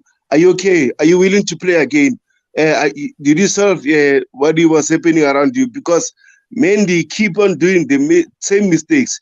And we're not saying Mendy is not a good goalkeeper. Mendy is a good goalkeeper, but again, he was doing the same mistakes that cost us a lot of points or games. So that's the manager issue there. We've been crying out loud for why not at least play Kepa one or two games in order Mendy to solve himself. But again, he kept on playing, he kept on doing those mistakes. And then Yeah, that's the issue we've been honestly, having. I agree with you. I blame Thomas Tuchel partly for his, awful. He's not really awful. Again, his bad run of form. Because had he, timed it perfectly. Again, you can let me just go, not go into whether benching him or not. Again, like we've argued, the problem again, the fact that there were times when you think, okay, Mendy is going to, Kepa Arrizabalaga is going to start, and boom, Mendy comes start. Even when Kepa hasn't done anything wrong, even in the Club World Cup, for instance, a lot of people expected Kepa to start in the final. It was his brilliance that made sure we made it to the final. Again, and then Mendy returns from AFCON. He wasn't in the camp. He left again, and Kepa has played a couple of our Premier League games even before that, and then stands between the stick. And then we'll go back to England when we think, okay, Mendy, Kepa has been the goalkeeper for the Carabao Cup all this, so he's going to be in the final. Since he did start in the final of the Club World Cup when he should have started, boom, Mendy took over. That alone, again, can get into his head. I don't know how it's. I hate getting into the argument. I think I really want to move on beyond that. But I'm going to say, I'm going to go to IBZ. Before I do that, the poll that actually you think Slonina will go out on loan, 55% says no. Again, and 45% says yes. But that's, by the way, again, if you haven't, please do take a second to like the video and also subscribe to the channel. Thank you for all the support. Again, before I continue, let me go to IBZ and get his thought on the goalkeeping situation. Mendy rejecting his contract. What do you make of that? Do you think it's a sign that the club feels like they can actually do without him? Because if they feel like he's the number one goalkeeper, they wouldn't in the first place offer him something that he would reject outrightly. There's a chance they're offering him something less than Kepa Arrizabalaga earns. And he has 3 years left on his contract. That's a chance the club, they're not in a hurry to offer him a new contract. Possibly again, they're hopeful they could still come to an agreement before it's too late. But we don't know. For instance, we didn't hear anything about reasons rejecting how much they offered him, or maybe what's his name? They're not done yet with Mason Mount, but we haven't heard anything. They're still talking. Then we haven't heard that he rejected anything they offered him. So, but in Mendy's case, for him to have rejected it outrightly, to me, it shows the club don't value him that much anymore. And what I read out there, the club are factoring his current form into what they're offering him. I'm going to get your thoughts on that. By the way, I hope you're doing well, brother. Yeah, man. Big up everyone, man. Hope everyone's been good. Yep, I'm well. Big up to you, and thank you for asking, brother. Yeah, man. Edouard Mendy. We're gonna have to ask ourselves a question then, innit? Are we selling this guy? Or are we keeping this guy? And if we do sell him, it'll be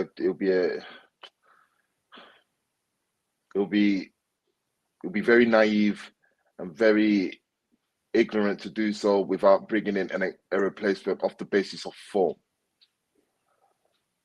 His contract, when is his contract expiring? Um, 25. so wait out to the last. I mean, it's negotiations. You know what I mean? So nothing can be definitive. This guy still has what? When 3 years, 3 years left. We don't need to go into talks now. You can hold out for another year. We will re-enter it. I mean, your performances has to reciprocate the offer that we're going to give you. And if obviously this season, or you could argue towards the tail end of last season, or since December's antics against West Ham, the performances have kind of been deteriorated. I don't know how that warrants a new bumper deal, irrelevant of what Kepa's earning, because what Kepa was earning was on the premise that he will be the #1 goalkeeper, and obviously that contract reflects that. Situations change, and he hasn't signed a new contract since then. That contract is still going on, and obviously his form has deteriorated since obviously he's signed. So obviously that is almost void. That question is almost void. Mendy's situation cannot be in comparison to Kepa, because Kepa was on the old regime. The contract, we could argue, is absurd, because obviously the timing of how we wanted Kepa was last minute, so we will have to pay over the odds and the odds anyway. So I believe that Mendy should just stay put. I don't believe Mendy is trying to orchestrate a move out, or what the reports are suggesting, or that he's not happy and he's seeing other people's money. No, I believe his performances will run a good deal if it needs to be done, not just off the premise of what a backup goalkeeper is getting. I don't believe professionals are professional enough not to watch each other's money. So I wouldn't want him to think. I wouldn't want to think that's the case. Like, again, we were discussing N'Golo Kante in the situation, how he's watching how other people are earning more than him, and the rejection of that. It's just what they are worth and what they can bring to the table.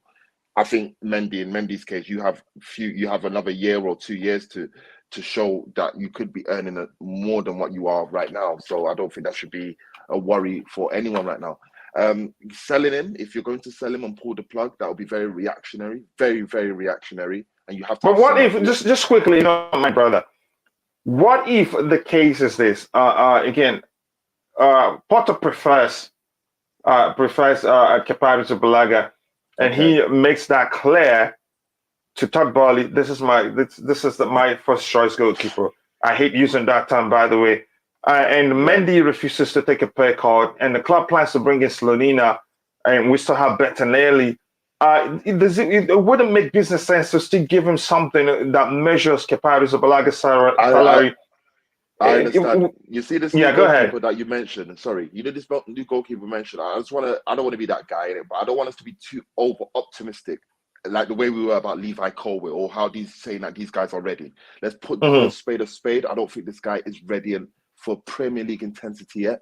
Maybe next couple of years he may have that inkling. He needs European, probably need, in my opinion, European experience, English experience, to go out and be a goalkeeper before jumping in between the sticks for Chelsea Football Club. Because if we're saying that he's ready and we're saying Mendy's not ready, or he can take Mendy's place, then we have to seriously evaluate the expectations we have for the football club itself. Because we cannot say, we're expecting to challenge or be in the top echelons of the league if we're going to have someone who hasn't even barely played European football to be our new #1 and or #2. So we have to be very careful in the narrative we're trying to push out. But in a situation like Mendy, I mean, the proof is in the pudding. The guy's the #1, period. He was brought in as the #1 to replace Kepa Arrizabalaga. The Kepa was not doing well for, and Lampard didn't do well for, say, you can see the early starts of TT or even Sarri. And it has to, over the period of 3 years or so, they've seen that this guy is not #1 quality, and we have to bring in someone to replace that. Albeit his contract still states those principles are in place. Oh, you're earning #1 salary, you're earning #1 appearance fee. So that's not a real reflection of his ability. So that needs to be ironed out. And obviously, for this whole debacle to be sorted, Kepa will need to leave, because Kepa's quality cannot be on the bench. Kepa needs to be playing regular first team football as a #1. And it's just fortunate that we have two, ideally, #1s at our club. Yeah. You don't have two #1s. You have one #1 and a backup goalkeeper. Adrian cannot replace Alisson for the remaining 38 games of the season or so, and they expect that Liverpool are going to challenge. Man City cannot have Ortega as their backup goalkeeper, having Ederson sit on the bench if he makes a few howlers. It's not sustainable. We are not in that luxury. We are in a different luxury where one keeper can outweigh the other goalkeeper, and the other keeper can outweigh both. So it's a bit of a dilemma we do not have. We cannot afford to have, because you having a dilemma for goalkeepers is very, very bad. You can't chop and change goalkeeper. They need to be solid. They need to be number one. Needs to know his role, and then the backup needs to be ready for when and/or international duty injury comes across, so he's ready. And we can't just have two. We can't have two. So, in my opinion, Kepa will need to leave at the end of his contract or find a solution in the summer, maybe in January, and maybe Bertolini steps up. Maybe that new kid from America comes in and learns to be a number two. But it needs to be sorted. Let me put you on the spot a bit now. Let's assume again. Potter prefers Kepa Arrizabalaga over Mendy. Just tell us again, in your view, who do you think leaves? Which of the goalkeepers leaves if it comes down to letting one of them go? If Graham Potter says I prefer Kepa as my number one, which I don't know how that, maybe some sort of data will need to present to him for him to actually come to that conclusion. Or we're talking about the data guys now. Yeah, the data that he will collect will need to strongly be in Kepa's favour. I don't know how Kepa supersedes Edouard Mendy in the long term. But if that was the case, Mendy will need to leave for his sake. I mean, Mendy, you're not here to play backup, bro. You're not here to, and I would hate to see that guy sitting on the bench. I will hate to see that. It will show that we're trying to eat our cake and have it. When you can't eat your cake and have it, you can't have two quality goalkeepers or two competent quality goalkeepers that arguably could be number ones. You can't have that at your squad. No, I don't care what team you are. I don't care if you're Madrid. Madrid don't do that. PSG are struggling with that. You don't do that. So one will have to go. Struggle to sell Mendy. Pardon? Well, right now in world football, if Mendy's on the market, no one is buying him. Well, I would like to think that the people that Toboli puts in place to make sure transfer negotiations are done properly will have that situation sorted under control. I wouldn't want Boli doing what we did in summer. So any sales of Edouard, it hurts me. It grinds my gears that I'm saying it. Why are we talking about selling Edouard Mendy just because of a month of poor form? A month? No, it's been longer than a month, IBZ. IBZ, I love this player as much as you love him. Let me land. I know what we're saying. Okay, go ahead, land. I hope you land safely. You're taking in land last season. I understand. I understand last season. If you ask me, it's been December since I've seen this guy being a shaky warrior. But albeit, I believe that obviously coming into a new season, we kind of everyone kind of has a clean slate. Obviously, Aleppo never changes his spots, but you won't want to, it's a new season, it's a new optimism. So you won't want to take the back from last year to this year. So, I mean, after seeing the first month and it hasn't been all right, are we really saying we're done with Edouard Mendy? Are we? Let me ask you this quickly. Let me ask you this. What are his chances, from your view? What are his chances under Graham Potter? I mean, because I think you're one of those that have argued again during one of the goalkeeping arguments here that you don't change goalkeepers. Okay. And Mendy and Kepa hasn't done badly under Potter. He's done quite well. I know some people jumped to that goal he considered against Salzburg, saying he should have saved it. No, that was a deflected ball. So that makes it even more difficult to say. But we're not going to go into that. But what are Mendy's chances under Graham Potter? He's the number one goalkeeper. He is the first choice. But how? You can't say that under Graham Potter. I'm just asking you, what do you think? Because the people, if you ask majority of people, they tell you under Graham Potter, it will most likely be Kepa Arrizabalaga. But we're not sure. There's no telling until you can say circumstances have made it difficult to tell what Potter would do.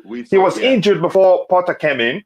And again, he came back from the Senegal camp to the Chelsea again to Chelsea with a knee, partial knee injury. I think he's recovered. He's training with the team right now. He's training. But what are his chances on the Graham Potter? You think? Do you think Potter, even though Kepa hasn't done bad, will just drop into the bench and bring in Mendy? I believe you see managers make these decisions where you can't please everyone. And you take harsh decisions, especially at this level. I believe that Mendy will go straight back to number one because that's where he is. That's what he was brought in to be. I disagree. No backup. Let him drop. You will come in. You will come in, Tobago. Go ahead, IBC. He may assess it through form. He may assess it through form, but Mendy is the number one. Mendy is not the backup goalkeeper. Mendy is not second choice goalkeeper here. Mendy was brought in as number one. Now, if anything to contrary to that, then his future will need to be discussed. No contract negotiations, straight talking about my future here. Because if a player of Mendy coming into Chelsea is going to sit on the bench based on form, he will go out and he will find somewhere where he's appreciated. This guy has honors, bro. He has an African Nations Cup to his name. He has a Champions League medal to his name. He is not sitting on the bench for no Tom, Dick, and Harry. This is the pride of footballers. Let me tell you, this is the pride of footballers that will come in. Mendy will not sit on the bench. Can we learn, please? He will land. He will land. He will not sit on the bench for another season saying, I am number two, based on the qualities he believes he can display. If he That's for believes he sure. can display number one qualities, look, IBC, we agree. Let me tell you. With the MLS goalkeeper coming in, with Bentonelli still there, why would I still have uncertainty knowing what I can bring to the table? He will need that's for sure to be number one. And again, with someone like Kepa, when's his contract ending? Has Kepa signed a new deal? Kepa's contract should be ending at the end of next season, if I believe, or at the end of this season. I'm not really too sure. So that needs to be ironed out. Here's the thing, IBC. Let me let you know. I agree. Mendy will not, if he sits on the bench, let's say after this season, he leaves. He leaves. That's for sure. That no lie, I agree with you. But here's the thing: we don't know what Potter will do yet. That's my own argument. Tobago, you wanted to say something? Yeah, please. I just want to say something simple. If you watch Graham Potter, how he set his team from the back, I don't see Edouard Mendy making it. I'll just say like that only. If you see how Graham Potter set his team, Mendy is way too far being number one under Graham Potter. But as coach said, we'll wait and see. If Mendy improve that, yes, we'll be our number one. But at this moment, I don't see Edouard Mendy being number one. We're talking based off form. I'm talking based off. You're based on form. I'm talking about I'm not saying on form. Quality, not even form. Okay, let's talk one by one. Again, I get your argument now. Tobago, you think given the way Graham Potter likes to apply his approach to the game, you don't think Mendy gets a chance, right? Yes. Okay. All right. Okay. Rodrigo, what you want to say? I think Mendy, like his quality, he doesn't have those attributes that we've seen in, say, the only goalkeeper I've seen under Potter is the Spanish guy. What's his name? Sanchez, for example. Mendy doesn't have it. He's not about form. He's not about this and that. Mendy, even from Lampard's days all the way to Tuchel, he just even in his old days in France. I was watching when we signed him. There was this YouTuber that made a video about strengths and weaknesses. Obviously, back then it was a new player we didn't know, but now we've seen him play. His weaknesses will not change. He's not going to improve. Mendy's not going to suddenly become Edison or Alisson with his footwork. Now we're not asking him to be. No. We as fans, we're not asking him, but the manager has a specific role he wants his goalkeeper to do in a build-up phase. If the goalkeeper can't do that, then you're asking Graham Potter to change his philosophy of what he thinks the goalkeeper should do. Okay, we're just basing it off eye test of what the philosophy he brings in. With all due respect to Graham Potter. Let him finish so you can come in. Finish. Sorry, a world-class shot stopper. He's proven now. I'm not gonna sit here and bash Mendy on his shot-stopping abilities. We're not bashing him. We're trying to be as subjective as possible. You do it the same, but go ahead. Exactly. If you want to be objective, Mendy doesn't have certain attribute that a modern keeper should have. He's not saying he's a crap keeper. And another thing is, if Mendy's on the market now, I don't see any top club. I struggle to find top clubs that will sign Mendy. And he'll become their number one keeper. I struggle to think of a top club right now in the world that will sign him if he's on the market. So no, Mendy. Kepa is crap. Kepa should not even be in this conversation. The only reason Kepa is here. So we're in trouble. Go ahead, Rodrigo. Kepa is in this conversation by default. Because I'm not saying we drop Mendy for Kepa. I'd rather we go out and sign a goalkeeper that has the attribute that will fit with what the manager vision. Obviously, we're doing about Graham Potter, we're going by the work he's done at Brighton. Maybe I'm not even going off that. Yeah, with all due respect to Graham Potter. Yeah. I respect to the teams he's managed. I'll finish on this here. Mendy can't be big-headed thinking he's guaranteed number one. That's the reason why his form could drop, his concentration could drop, because he thinks whatever I do in this club, I'm guaranteed because I'm this big guy. No, unknowingly, subconsciously, maybe. Yeah. Subconsciously, that'll be up to the manager. Yeah. Reinforce that into his brain. So let me ask you this, IBZ, and I'll ask Rodrigo the same question. Would you say that Mendy's problem comes down to Thomas Tuchel handling of the goalkeeping department selection? Because there's a way you treat. Let's say if you have kids, there's a way you treat your kids. They take things for granted. Look, it's very, very hard in our situation. We have two goalkeepers who were on the premise came as number ones, and based on form, the roles are changed. But it doesn't change the principality of why they are here to fight to be number one goalkeepers. Maybe one understands that his form is not as good as the other, and they accept the roles. But in the long term, no way. So what Graham Potter, with all due respect to Potter, you have not had the quality of Edouard Mendy. You have not had the quality of Kepa. You have. But that's one. Let him finish, Rodrigo. You've not had the quality of these goalkeepers to win a final in a penalty shootout stage. You don't know what they offer. You can only base on data and the expertise of your coaching staff. And based off that, I don't believe Graham Potter, oh yeah, I know the type of goalkeeper I want, and Mendy is not it. Yo, you're sitting there. Who the hell are you? Who the hell is Graham Potter? I don't believe Graham Potter is that type of character. I believe Graham Potter will assess. I would understand if it's like Pep Guardiola coming to Manchester City, took a look at Joe Hart and said, you know what, mate? I'm not having you. You're gone. And he brought Claudio Bravo ASAP because that manager knew what type of goalkeeper he wanted. From what you just said, there's a possibility that will end up being the case under Graham Potter. Well, I'm sorry, mate. You've just come from somewhere. You've made an upgrade, mate. You've made an upgrade. That's an issue, bro. That's an issue. Wait, let me let him finish. Let's hear what he has to say. You're not going to be ignorant and do an AVB, and come in and be authoritarian. You don't do those. And I believe with his psychological skills in learning about human beings and learning about human emotions, you're not going to come in and do those type of things. You're going to work with what you have. You'll be indebted to what is in front of you.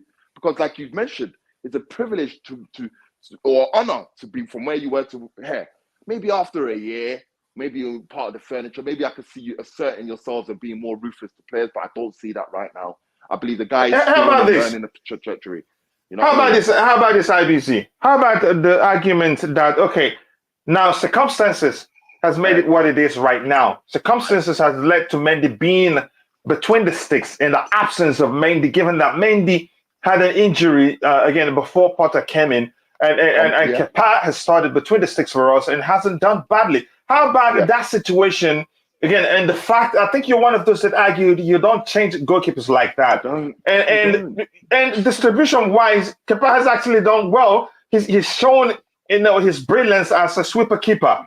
I think twice now, or maybe once, a very important one, that we've had situations where Thiago Silva, who's not the quickest, as much as I'd argue he's one of the most intelligent players on planet Earth, left the ball waiting for Mendy to come out, and we nearly considered for that because Mendy wasn't off his line to help. Off his line, But that's, by the way, my argument is this: how about the fact that circumstances has made it? Potter have started with Kepa Arrizabalaga, and the fact that you're one of those that have argued you don't drop goalkeepers like that, and circumstances have made Kepa start between the sticks for us, and he's done well, and Potter didn't see any reason to stop him, and he's played well with his feet, and it's better than that in that aspect than Mendy, clearly. Then do you think Potter will still drop him to bring in a Mendy?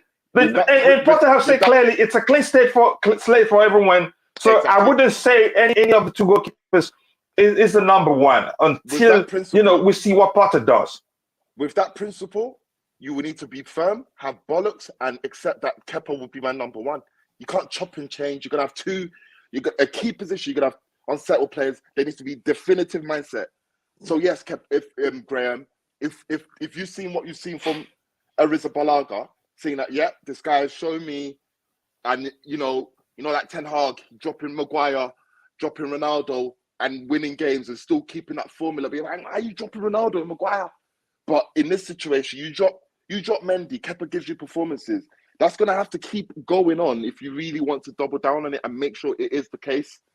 I like your sincerity, man. He's going to have I thought you were still going to go back to, no, man.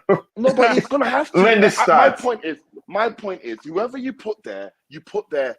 Mendy was brought in on the premise of being the number one. Yeah? As the number one goalkeeper to kind of shift Kepa out, face Kepa out, with the premise that they will probably be able to shift Kepa on. Obviously, his wages say different for other clubs to pick up, be it loan, be it outright transfer. So they keep Kepa for where he is.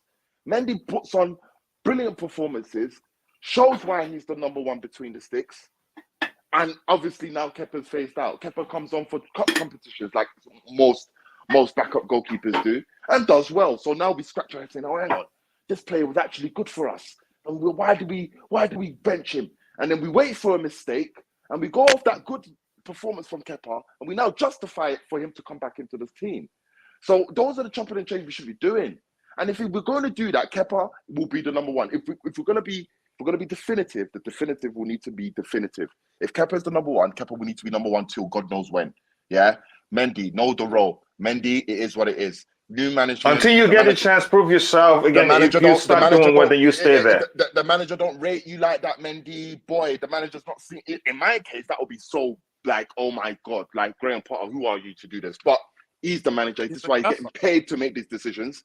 And if he does make that decision, he makes that decision. But I do not want chopping and changing. I do not want that. I do not believe that was sustainable. For the sake of it. We don't want chopping and changing for the sake of it. I need good quality. I need my coaching staff to train the goalkeepers well so they're ready enough to compete. And if I see improvement, if they see improvement, he gets the nod. If he continues those good performances, he makes a good argument for him to be between the sticks for the remainder of the season and or longevity moving forward. Yeah, just to bring people up to par, we're talking about this because there are rumors that Chelsea are considering going for a goalkeeper. And that again, they're factoring Mendy's current form. Again, it's not a month now; it's been for a while. IBC said a month. I know how much she loves Mendy. I love Mendy too. But again, we're talking about this because the club are considering going for another goalkeeper. And one of the goalkeepers that they say again, to be clear. The comment or the statement says Chelsea haven't looked at Oblak, and I wouldn't want Oblak because if you're talking about playing with the feet, Mendy is probably better than Oblak in that aspect. Maybe Oblak is at a consistent form with a few errors, but we're not going to get into that. That's why we're talking about this Mendy topic in a bit. Before I catch up with the chat, I want to ask Rodrigo this question. You heard IB's response, and that's why I always like to have him on the panel. And again, you got to love the Blue Money show. Again, different perspectives. They will learn quite a lot. There's something to learn from whoever that speaks. From those in the chat too. The question I want to ask you, Rodrigo, would you say Thomas Tuchel is partly to blame for Mendy's form again, or lack of consistency between the sticks? To me, I'd say yes. But you go ahead. I want to get your thoughts on that. Before you do that, this question from Jamport Entertainment, I think Jokol at times plays centrally as a 10 or 8. Again, in some cases on the flanks, left or side, right, I don't remember, but he's predominantly right-footed. Correct me if I'm wrong. But thank you for that question. Let's keep it aligned so that everything we talk is aligned with the current topic. You go ahead, Rodrigo. Again, if you want me to ask the question again, let me know. No, that's fine. Before I answer that question, there's one comment that IBC did. I don't know. He was talking about, who are you, Graham Potter? Who are you? He's like, you see that again, that will set a bad precedent. Because if we have a manager now who has, let's say, has won less than some players in the squad, So we have to make sure this manager has the authority. If he has to be a disciplinarian, authoritarian, it has to be. Because if at this stage, if he let the players get to his, if he let the players run the show, we're in big trouble. So he has to be. If he has to be AVB 2.0, No. let him be No, AVB 2.0. no. I heard that. Rodrigo, you're not wrong, because obviously you don't want to be a pushover in the new situation. But you're not coming to, at the end of the day, like you alluded to, player power is a thing. And if you're coming to a dressing room full of egos, full of millionaires, big boy millionaires that have funding and endorsements and millions of subscribers on their social media account, and you come in there as the dictator, you start to lose the dressing room. AVB did that so bad. He let Alex go. He let Anelka go. He ostracized Lampard. He ostracized Terry, Drogba, for the sake of trying to enforce authoritarian, and it failed miserably. Now, yes, you're not wrong. Don't be a pushover. Don't be someone that the players walk over. Don't be the friendly guy. Be assertive. I understand that. But if you do that too much, remember, player power is a thing. They're not going to sack 22 players. They'll sack the manager. You don't want that to be your deterrent, where they will just look at you like, hang on. This is the same premise that happened to Thomas Tuchel. Players don't want to play for you no more. So they're just gonna make you look absolutely rubbish. And then you think Ziyech is out the club. You think Ziyech left, Pulisic left. You think all those guys that have not been performing well for Tuchel, they're still there. Where's Tuchel? I don't even know where he is. Probably picking up the morning sun. So the players will always win in this situation. So that mindset of trying to take him on, even look in that situation in 2012, who won? The players still won. AVB was out the door, thank God. But the players won in that situation. Players will always win. Like you just alluded to, player power is real. But I would like to think that Graham Potter, coming from Brighton, will appreciate the level up he has. Not, oh yeah, now I'm here now. No. What I'm saying is, I don't want him to be starstruck. Exactly. I get that. You're wrong. Just quickly again, if you're using all caps, again, remember Nightbot is a machine. It will time you out, or if you use more than 3 emojis, it will delete your message 3 times and it will time you out. It's not a human being. So, and again, for that to change, it has to be reprogrammed. So please pay attention to how you use all caps. And again, I want to get to your Joey. I want to get to your comment, Susan, to explain why I'm asking the question whether Thomas Tuchel is partly to blame. Go ahead, Rodrigo. Yeah, let me just answer this question, and then because it's feeding into what we're talking about, player power and so on and so forth. I think Thomas Tuchel. I agree with you. During the Club World Cup, I think he should have played Kepa. I know we don't probably rate Kepa's high. Come on, Mendy literally landed in Abu Dhabi, was it? And then straight away he's in the team. What sort of message are you sending across to the keeper that played really well? Again, Joey, I hope you're paying attention. That's the aspect where I think with what Rodrigo is saying now, that's what Tuchel did that I think Mendy as a human being, that can, again, you can say inadvertently cause him to take things for granted and not feel like his place is under threat or anything.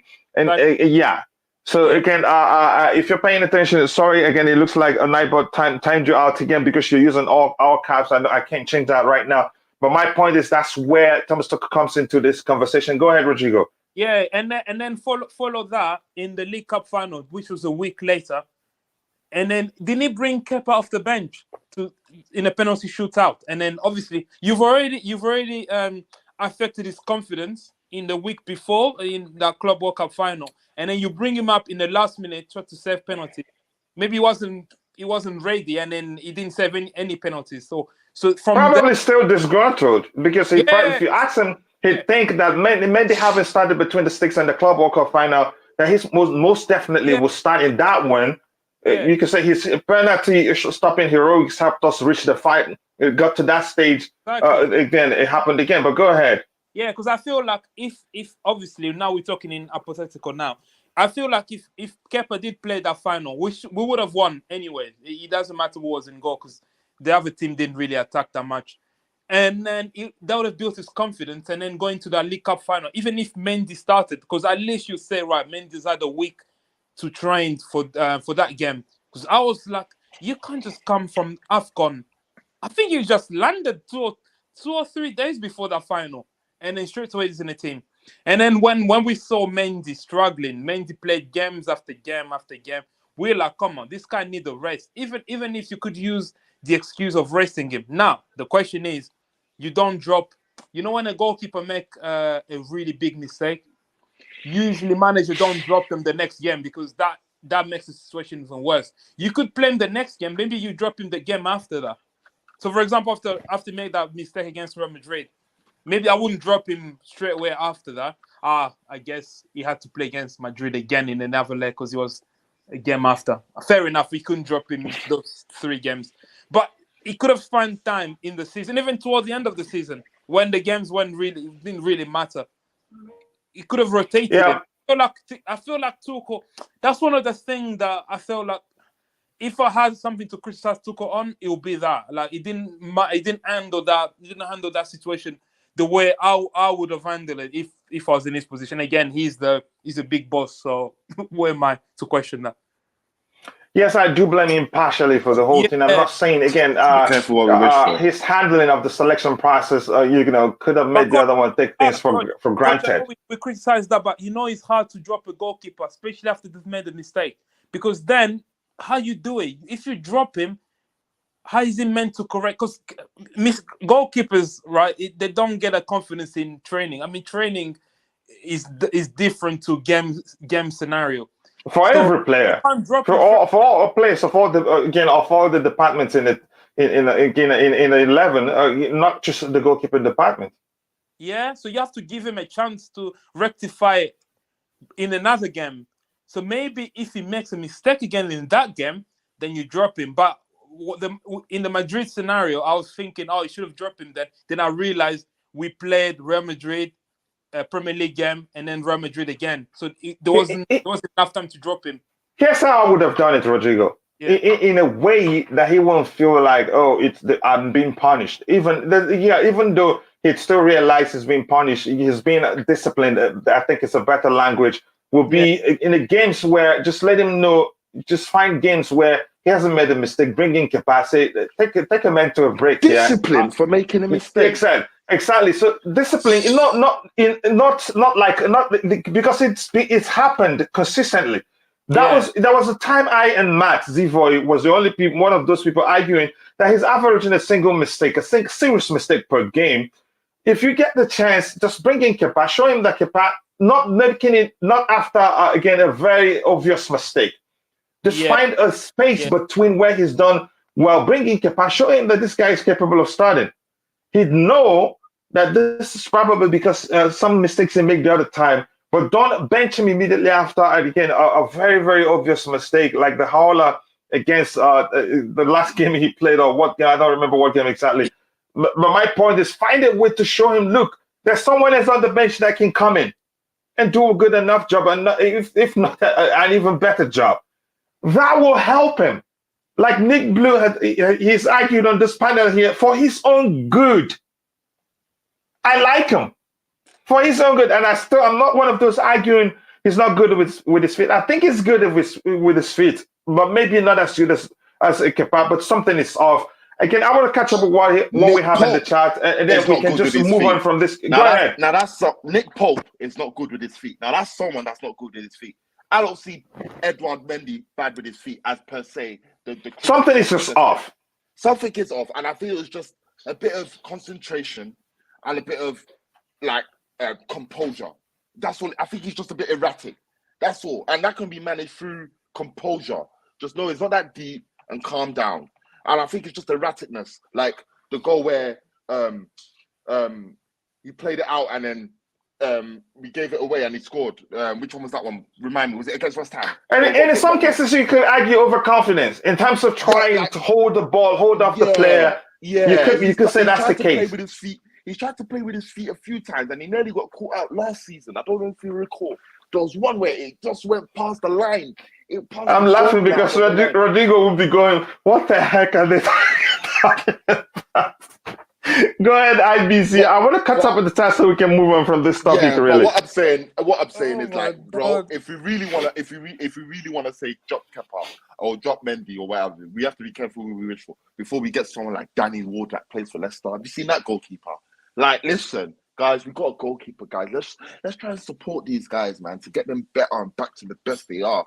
Let's not think about Bro, shunning them out, man. I think whatever you do, I don't think he has it.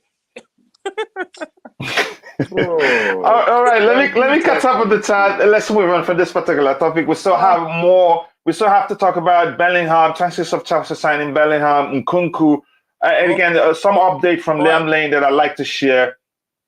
Sorry. No, I say Nkunku is gone quiet now, isn't it? Last year was all. Yeah, and he extended, but we'll get to that again. Okay. Just the other says, did Mendy even play a game for Senegal, or did he get injured before that? I think he got injured. I think he didn't play a single game. He returned. Again, it described as a partial knee injury, and I think he's recovered from that because what I read a few hours ago is that he's resumed training with the first team.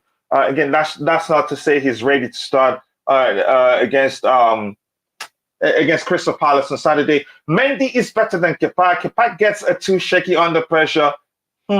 I think that's the. What's just saying? It's just, to me, as much as I love Mendy, I'd say your comment is just the other way around. To me, again, you have every right to express you think that's the case. King A. Again, if you haven't, keep liking the video, guys. We'll have 38 likes. We should be doing better than that. Please like the video and also do subscribe to the channel if you haven't. Do we have a football director at the club yet? No, not yet. Working on it. Again, I'm not going to go into what we have at this end. We're close to appointing a certain individual because we know what happened when we think again Frion will be joining us. Again, why don't we try to get Oblak from Madrid? If you've paid attention, I've talked about that. I'd rather us keep Mendy than get Oblak. Mendy on his day can do everything Oblak can do. And even you can say better not with his feet than Oblak is. And Oblak for a while now at Atletico Madrid, you could say they're not they're not a team known to play out from the back. So if he comes to Chelsea Football Club, probably will need to adapt to that approach to the game. I don't know if any of you on the panel has anything to say regarding Oblak coming to Chelsea. Yeah, let's go buy Oblak and put him on stupid wages at his age of 29, 30. And then and do you know when his contract let's call for his head and his contract at Atletico is on to 2028. Yeah, wow. Let's buy. They never wanted. They don't want to let him go. Every time he nears the end of his contract, they extend it. And I don't want us to sign any. I don't want us to be linked with anyone until I get a director of football. Guys, we need this first. Luckily, this director of football needs to be the one sorting out the replacement. He needs to be in liaison with Graham Potter. Todd Bowley, no, you're just the Oga. You're the Oga. You're the guy that say, "Oh, Oga, we need money to go and buy this one." Oga, you're the one to say, "Oh, how much is it?" Your own. That's it. Don't get involved in I think this guy's good and this guy's good. No, Todd, don't give yourself heart attack. Focus on the money. Put someone in place to identify these eyes. Man, what are you talking about? Oblak. Are we saying go for Oblak? Oblak to Chelsea in 2023. IBZ to your point here. Apparently, after the I think the lead game or one of the Southampton game, apparently Todd Bowley made comment about Mendy footwork. I mean, come on, you're the owner. You're not. You can be relaxed. Do you really believe that? Do you really believe that? He probably did. No, I don't think. No. I don't think he did. Nothing is no different from saying that again that he suggested a 4-4-3 formation, which is 12 players in total. We all make that mistake. I don't think again. Who the heck was part of the meeting where he suggested 4-4-3 formations to Thomas Tuchel, and that person would by now would lose their job. I don't think that's the case. But go ahead. I don't think he's blasé enough to say it in the media. I won't put it past him to probably speak with someone in the game. Like, you know what, that guy ain't got a good feet. Like, excuse me, mate. I would like you to mind. Obviously, Chelsea's your business, and you are the forefront of making sure the operations work smoothly on and off the pitch. But bro, there's certain things that you just got to sit back and learn, bro. Yeah. Just learn how to judge footballers. Learn how the game is. Trust me, with your money, Todd Bowley, with your influence, just by learning the game, you can be revolutionary in the sport. But don't come here and be a chatty patty. Don't come here and start dictating what you feel the Premier League can learn from an American model and all of those stuff. Don't do it, bro. Learn. Okay, let's not go into that fight. No, because I'm an American. I think that's just a stereotype. Here's the thing, IBZ. Let's be honest here, bro. I know you're being factual here. Again, as best you can. The thing is, I think the media, they're making the most of what they believe is a man's lack of knowledge of football. 100%. And again, they say change is difficult.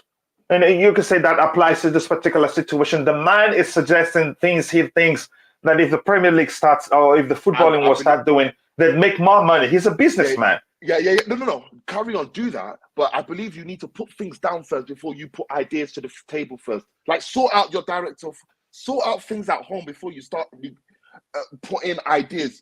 Sort out the home first before you go outside and start promoting what you have to offer. Make sure we have things in place before we say, oh, yeah, we're going to go buy this. Like, that's all I believe in it. And it's good. He's a good, and I don't doubt his plans. But I believe, you're a whole billionaire, bro. Like, you do too much talking for a billionaire, in my opinion, bro. Like, do you agree that some of those things you see in the media are all made up? No, I'm not going off. Forget what they like. When Gary Neville said he's playing Football Manager, you could do one, Gary Neville, because your owners are just. If our owners play Football Manager, I don't know what your Glazers are doing, so you can just do one. And then comments like that don't move me. But when you listen to the man himself, like Todd Bowley himself, you're thinking, yeah, you have ideas, which all sounds nice. But when you now put it into context, you're thinking, hang on, mate, maybe just don't do too much before you've done anything.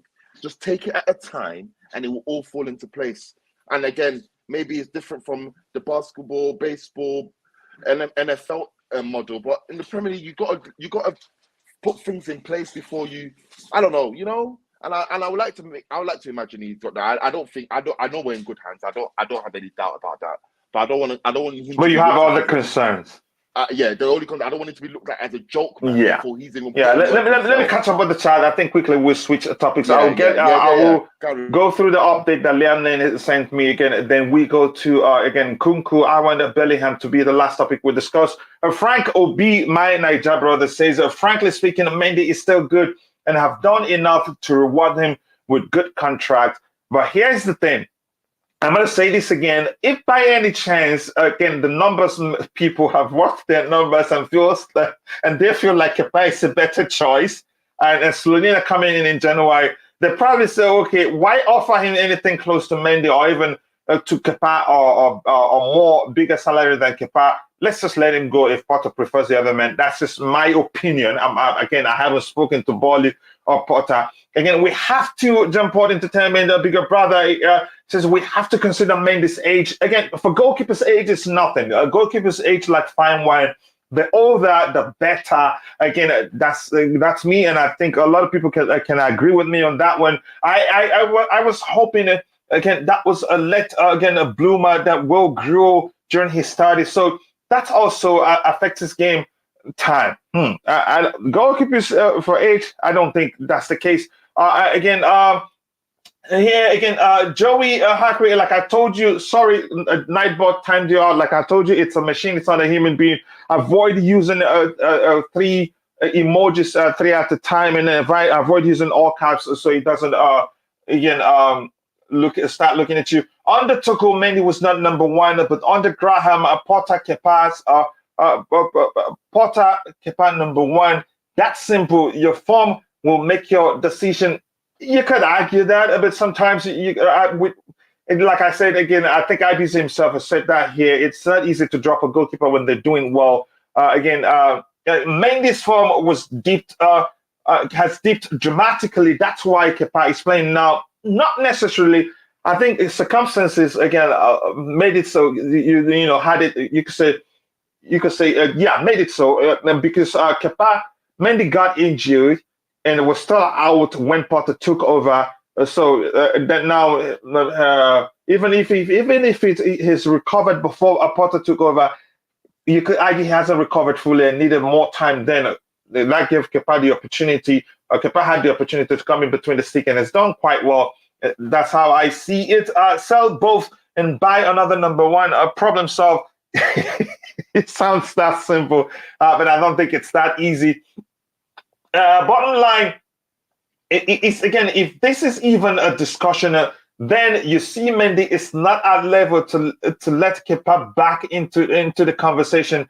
That's a serious comment there. Again, Blue Blood Manny, I haven't seen you in a while, brother. I hope you're doing well. Thank you for finding the time to join the show.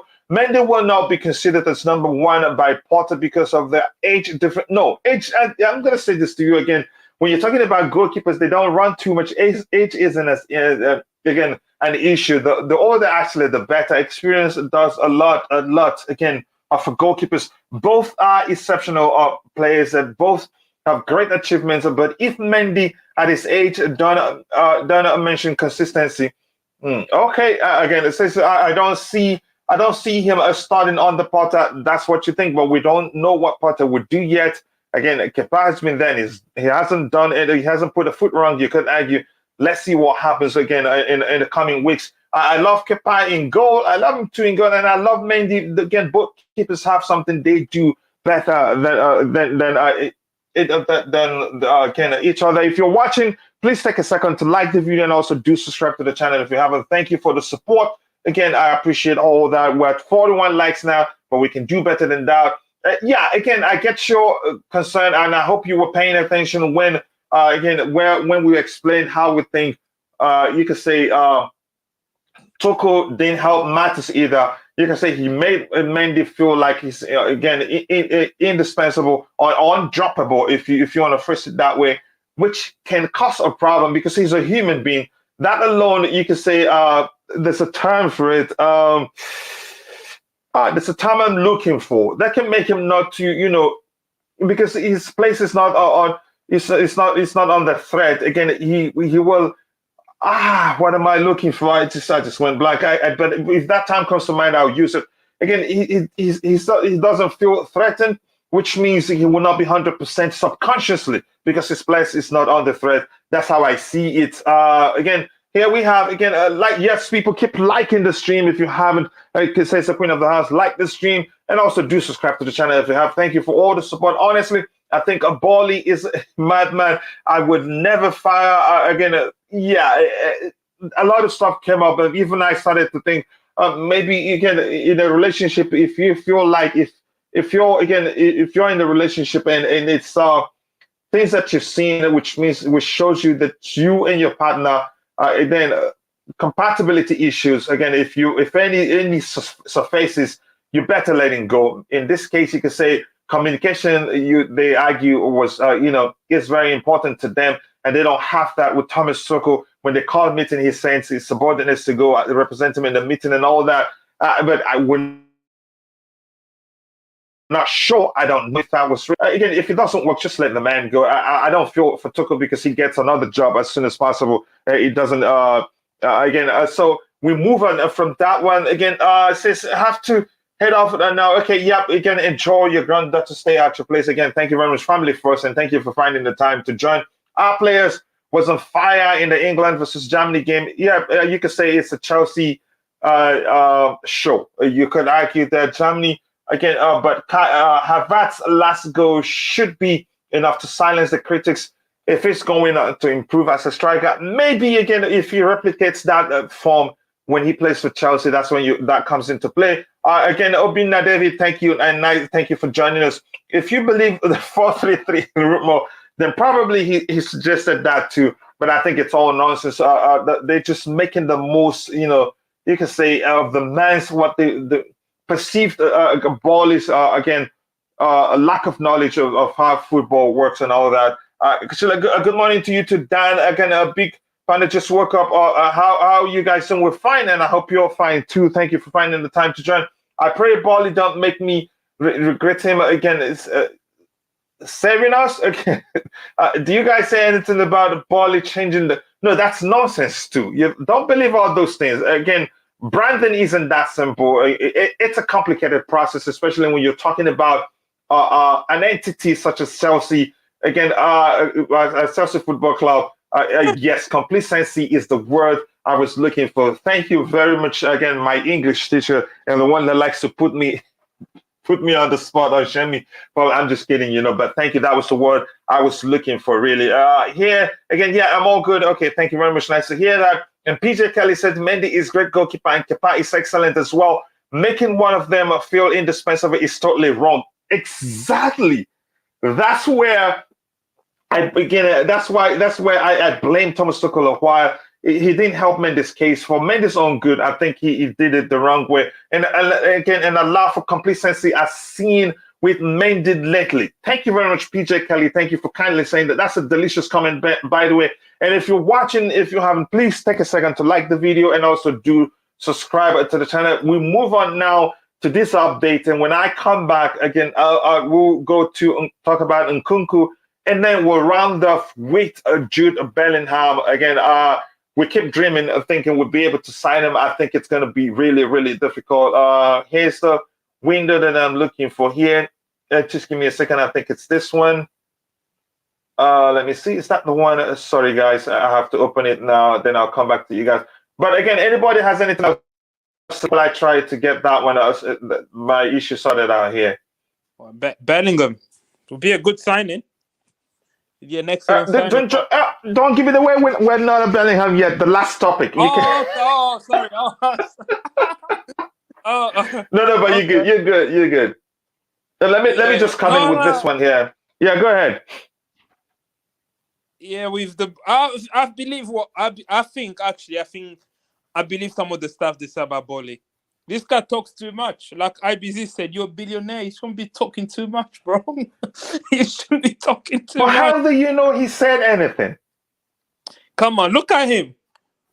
I just no, but it's only believe things. Here's the thing, Rodrigo. Why not only believe things you see him in a video, in an interview, saying that things we didn't see him say? Actually, anyway. Let me ask you one thing here.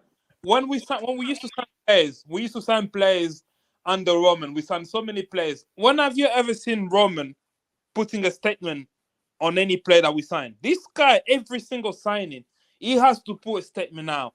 Him and the other guy. Come on, they need to come. All the signing that we sign here, you don't see Tuchel. You didn't see any Tuchel quote on them. If you go on the official website, he's always Todd Boehly has something to say about the player that we signed. Come on, just calm down. You there, yeah, you spend the money. Just keep quiet. He's more hands-on. He's more hands-on than Roman was, which means a lot of this nonsense will keep up, like the 4-4-3 formation thing will keep popping up. Go ahead. That's why I also believe in the nonsense, because I see him commenting on all the new signings. I've seen him trying to be in every pictures. So I also believe like he probably went to Tuchel and said, yeah, can we play these tactics? What do you think about this? And then he also probably comment on Mendy's ability or some players' ability. I think I could believe that. I think he's the type of guy that could do that. But one thing I don't believe, he doesn't want to change Chelsea to Chelsea Cowboys. No, that's honestly, Rodrigo, I disagree with you. I think he doesn't talk too much. I think the press that are making the most out of the fact that, again, he's more hands-on than Roman Abramovich, what we're used to. The previous owner, Roman, hardly speaks. Again, the only time, there are only a few interviews. One of them, if I recall, was when he was asked about hiring and firing managers and all that. But for Todd Boehly, he's hands-on. So people have more access to him than they did under the reign of Roman Abramovich, which means the chances of we seeing those nonsense like the 4-4-3 formation thing and some other stuff will be there. They will be making the most of it. But I get your argument. Dan, let me ask you this quickly before I go into the updates that Liam Lane sent to me, and then I will go to again all the topics we have. Your thoughts? Do you think Todd Boehly talks too much, or do you think he's just depressed? He does talk too much, Coach. He's one of the. Oh my gosh! I thought you were gonna be with me, but go ahead. Oh, hello, coach. I would be with you, but come on, man. Look at it with that American Express, what he said about the Chelsea Cowboys. He wants to get the Chelsea to be the one that pro MLS like thing, and then like all the managers from the Premier League didn't hear this what he was saying, and they were shocked what he was saying. But the thing is, with Todd Bowley, right, coach, he's doing the press of himself at the Chelsea Football Club because he wants to have the most successful club at Chelsea to be one of the best clubs in the world. And when he came into that press conference in America and the lady was talking about it, he wants Chelsea to be like the all-star pros. And I don't know how that's going to work, but the situation, he wants Chelsea to be a different style team against any other football club. And with all the press conferences with Jordan Klopp, the likes of Pep Guardiola, the press was talking to him about what Todd Bowley was saying, and they didn't hear it, and they were saying, like, would it work and that. But he does talk too much, coach. And Okay, I agree with you. Are you the one that said, "Yeah, I'm all good. Got me YouTube up and running"? Is that you? Yeah. Okay, I will make you a mod. I will make you a mod immediately so that you'll be able to share the link to your channel. Thank you, congratulations, and again, if you ever need me, just reach out and I'll help the best way I can. Thank you. Just IBZ quickly. I know just to be specific, or maybe to get you to say, do you really think Todd Bowley talks too much, or do you think it's just the press making the most of the guys, perceived lack of knowledge of how football works and all of that, i.e. the 4-4-3 thing and all that? Do we still have IBZ? Okay, I think it's probably busy. Let me see. Can I go ahead. Actually, we think it's a bad thing, as in when we're laughing at this 4-3-3, 4-4-3, maybe for Todd Bowley, any publicity is good publicity, so he doesn't even care. He probably thinks it's good. He's probably thinking possibly, but I don't think not to the extent of saying 4-4-3. I think it has happened. I've made that mistake before.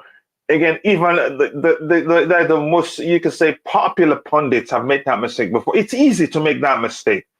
But again, I think that one is absolute nonsense. I don't see that. I don't see the person. Again, I followed that tweet, clicking through, mention, and then it started with one account that I don't remember. I tried to research it, but again, I get your point. Maybe our publicity is good publicity. Again, most people can buy into that principle. If you're watching, we have 42 likes. If you haven't, please do take a second to like the video. And the poll that asks, again, number one goalkeeper underground porter, 47 likes, which means we should have more likes. Again, if you took a second to participate in the poll, you could do the same. It takes just a half a second to like the video. Please do that to help us reach more audience. Thank you very much. Again, I know, again, we don't have too many people watching right now, but we can reach 100 likes by the time the show ends. Again, how much would Bellingham cost us if we try to get him? Now I'm hearing 150, I'm not sure, or 130, I'm not sure. And I think Dortmund, again, they haven't, you could say they haven't figured out how much they want to sell the player, but it will be something in that region. I will not be surprised. And looks like Chelsea is going to buy the whole English national team. Maybe England national team. Again, in my opinion, Todd Bowley is making us look like fools, especially, again, in the English media and on social media. Again, I'd like you to consider the fact that some of the things he said are nonsense, but I think your comment shows you're not really talking about the 4-4-3 aspect of the whole thing that outlines. So again, the talk about him suggesting all-star games south for is it not for the south or east versus west? I'm not sure. All those things, again, is him just suggesting what he believes will help make the league better. Again, everyone commenting, please remember to share the stream on your other social media, again, outlets to grow your family. Yes, again, Jump On Entertainment also does have a channel. Click to the right of his name, and you can easily, again, go to his channel and be sure to subscribe to his channel. He's doing good work there in Jamaica, helping the youth to stay out of the trouble with the work he does. And I sincerely do appreciate that. So I think I have to go to the update in question. Then we'll talk about Nkunku and Jude Bellingham. Yes, people keep liking the video. Also, do subscribe to the channel if you haven't. That will go a long way. Now we have, which one here? I was going to look at, just give me a second. Let me find the one I'm looking for here so we can look at it. Looking for this one. So this is an update sent to me by Landon, and I do appreciate that, honestly. Again, a long way. Again, this says Chelsea are in talks to buy. Okay.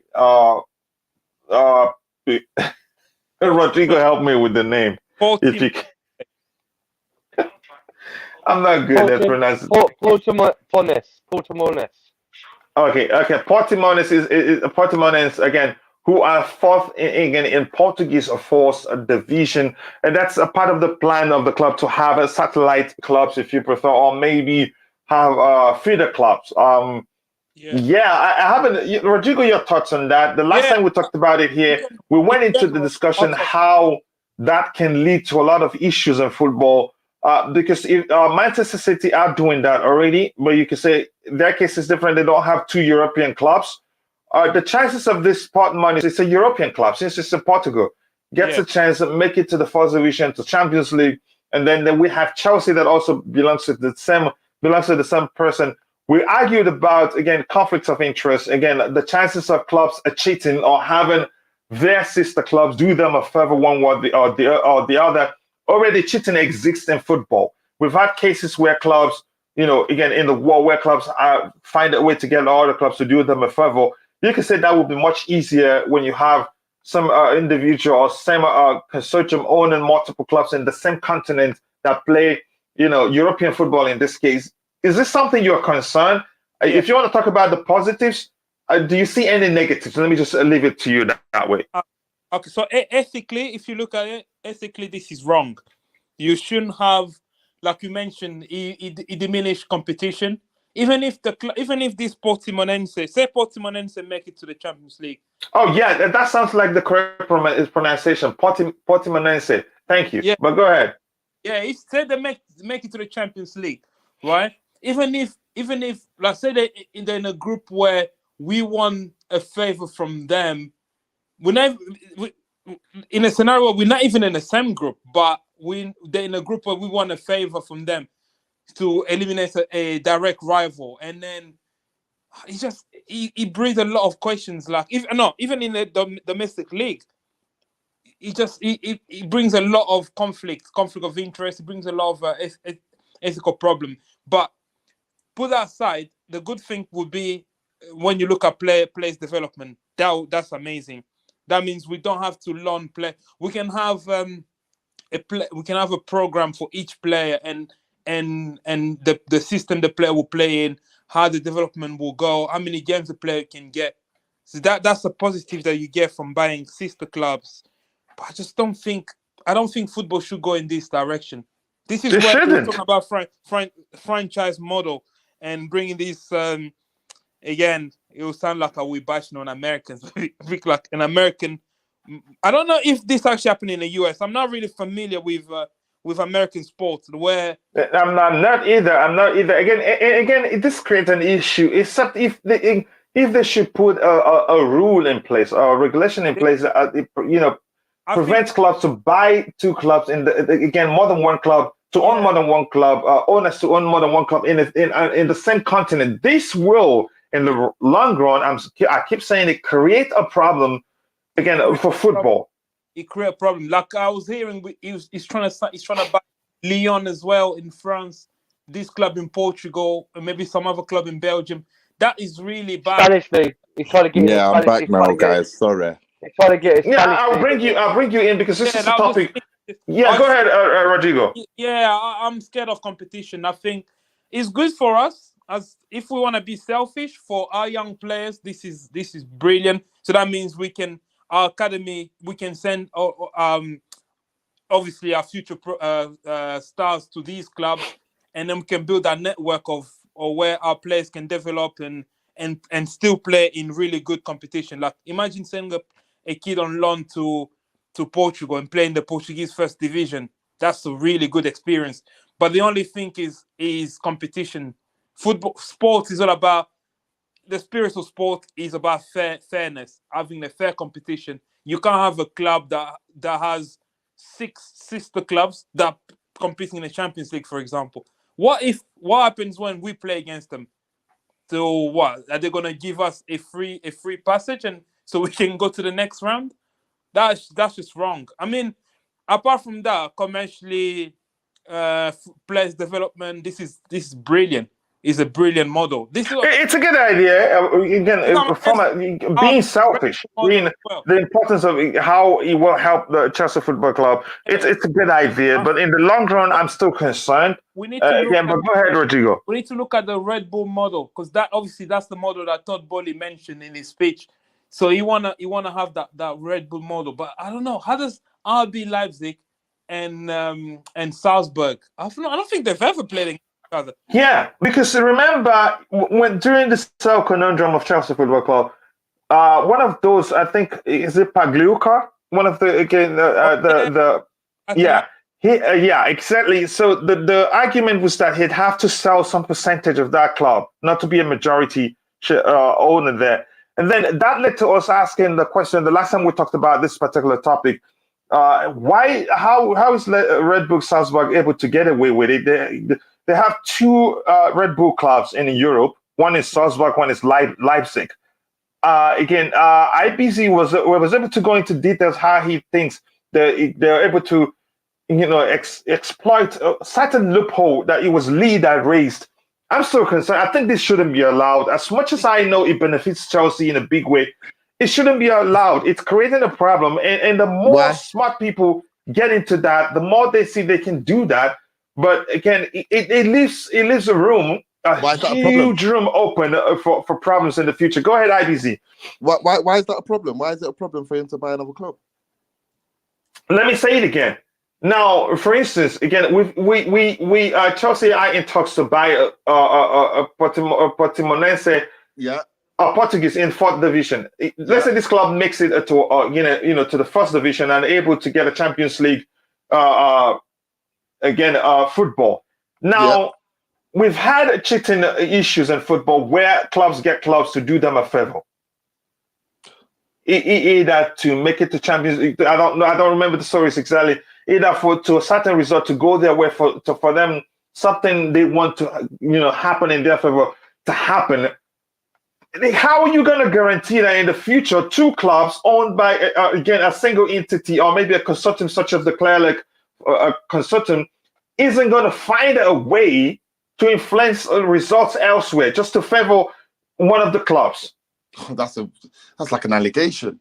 I'm just saying, how can you guarantee that that's never going to happen? We have rules so that these things are in place. We have rules, coach. There's no rule for that, IBZ. Which means that's the rule. IBZ, how are you sure it's not going to happen? That's the question.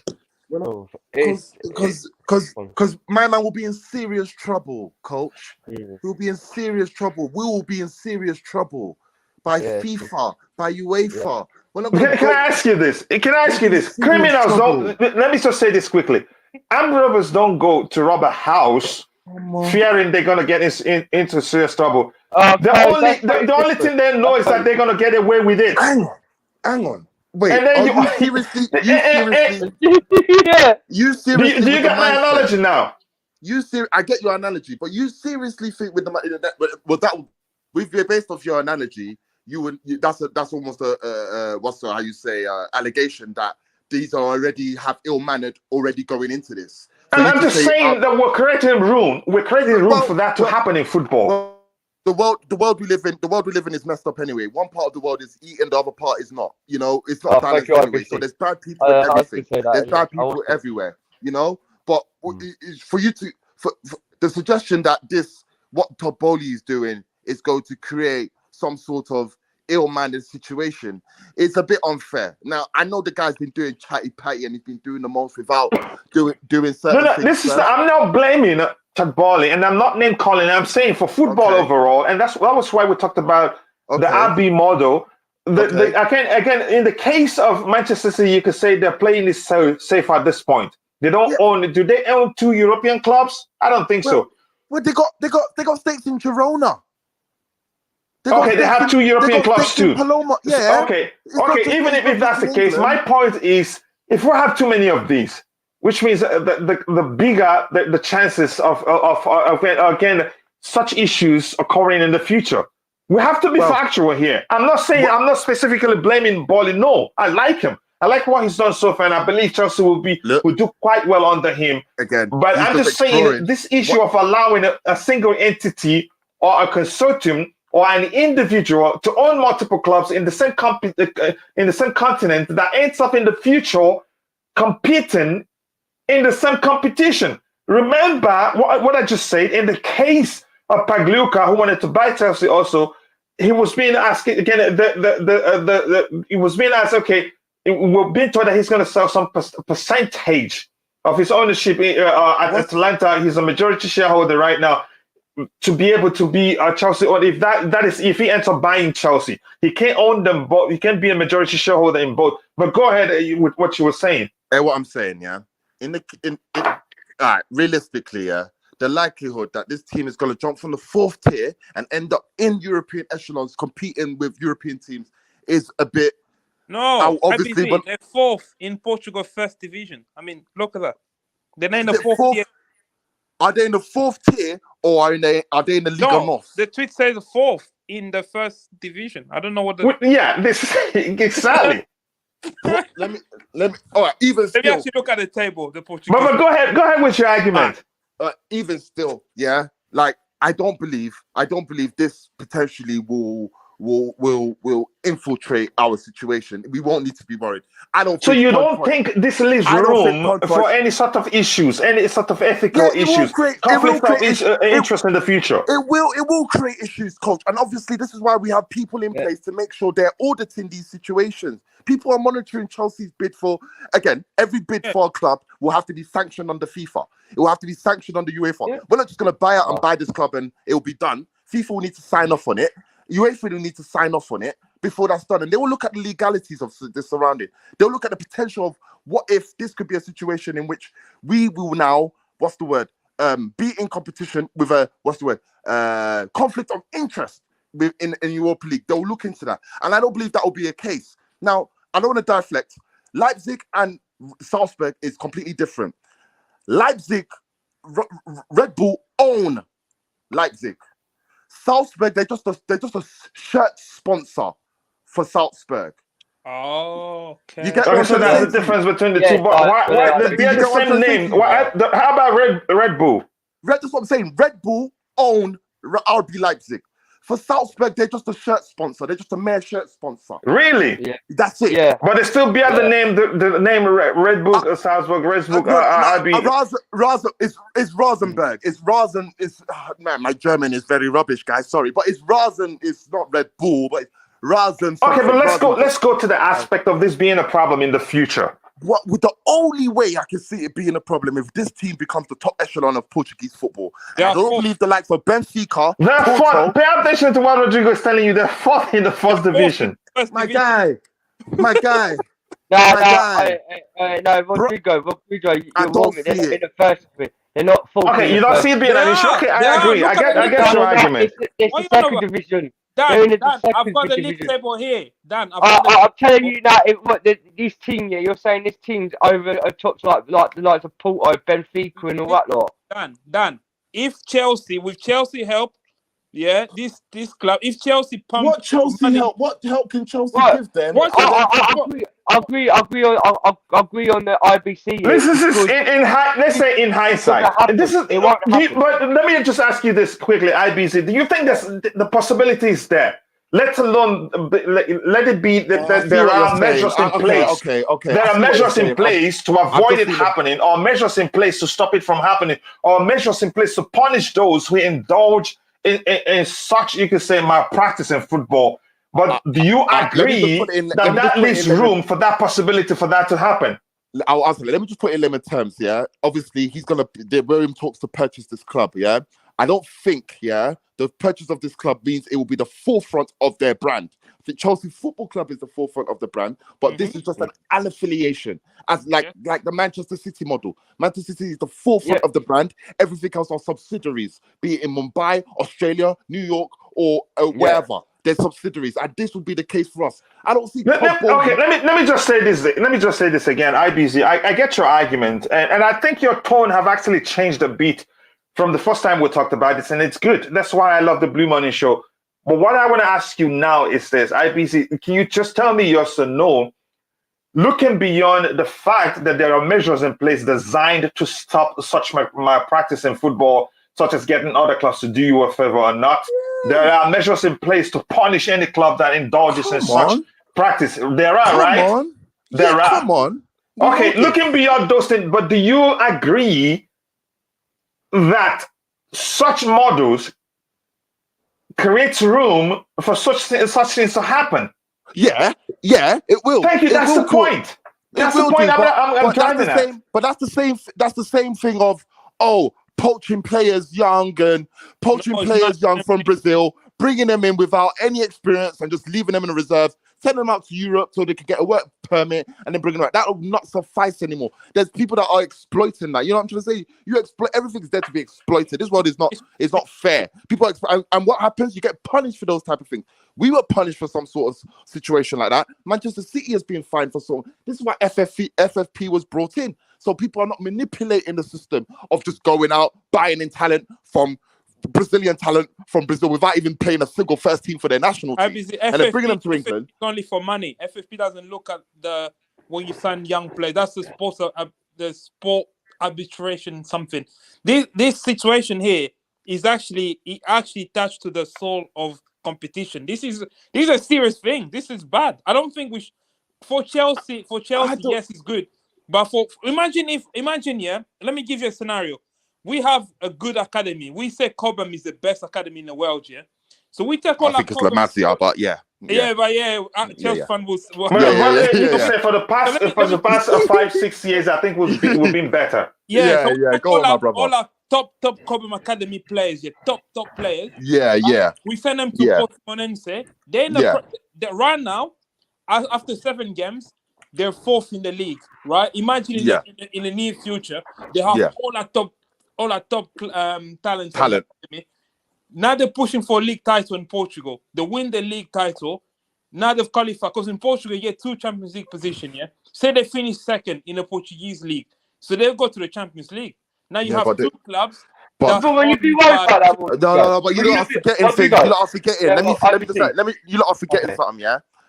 Every country is not the same. Every country has visa rules. Every country has work permit rules. The same work permit for England is different for Portugal. It's different to America. It's different to Italy. Yeah, he is. I know that, but that's the reason he's trying to sign this. He's trying to buy this club because in the work permit that he will get, he is able, because the whole model is develop a young players. We don't want to send them on loan to other clubs where. But Rodrigo, would you not be worried about that? Would you not be worried about that? Rodrigo, if we bought this club, right? If we bought this club, at Portugal, they brought in good talent players for this club, right? Yeah. Got into the Champions, got into the Division 1, won the titles in the Portuguese League, got into the Champions League, and then started taking over Chelsea. Would you not be worried about that? Would you not be worried about that? I'm not worried. I'll be happy to see our young players. Nah. You would be worried because if you're like a Chelsea football club, and buys another club and it takes over Chelsea football club, you would be worried because at the end of the day, your club is the Chelsea fan base, And like what I'd be saying. So Dan, just quickly. So Dan, you don't think it will be a problem? It's a simple yes or no. You don't think it will be a problem? That's a big problem. What by this club? No, I would. You don't think it presents any sort of issue? It will present any sort of issue? It would make an issue because the thing is that, like I say, I agree to IBC. This FA, got like rules, like IB said.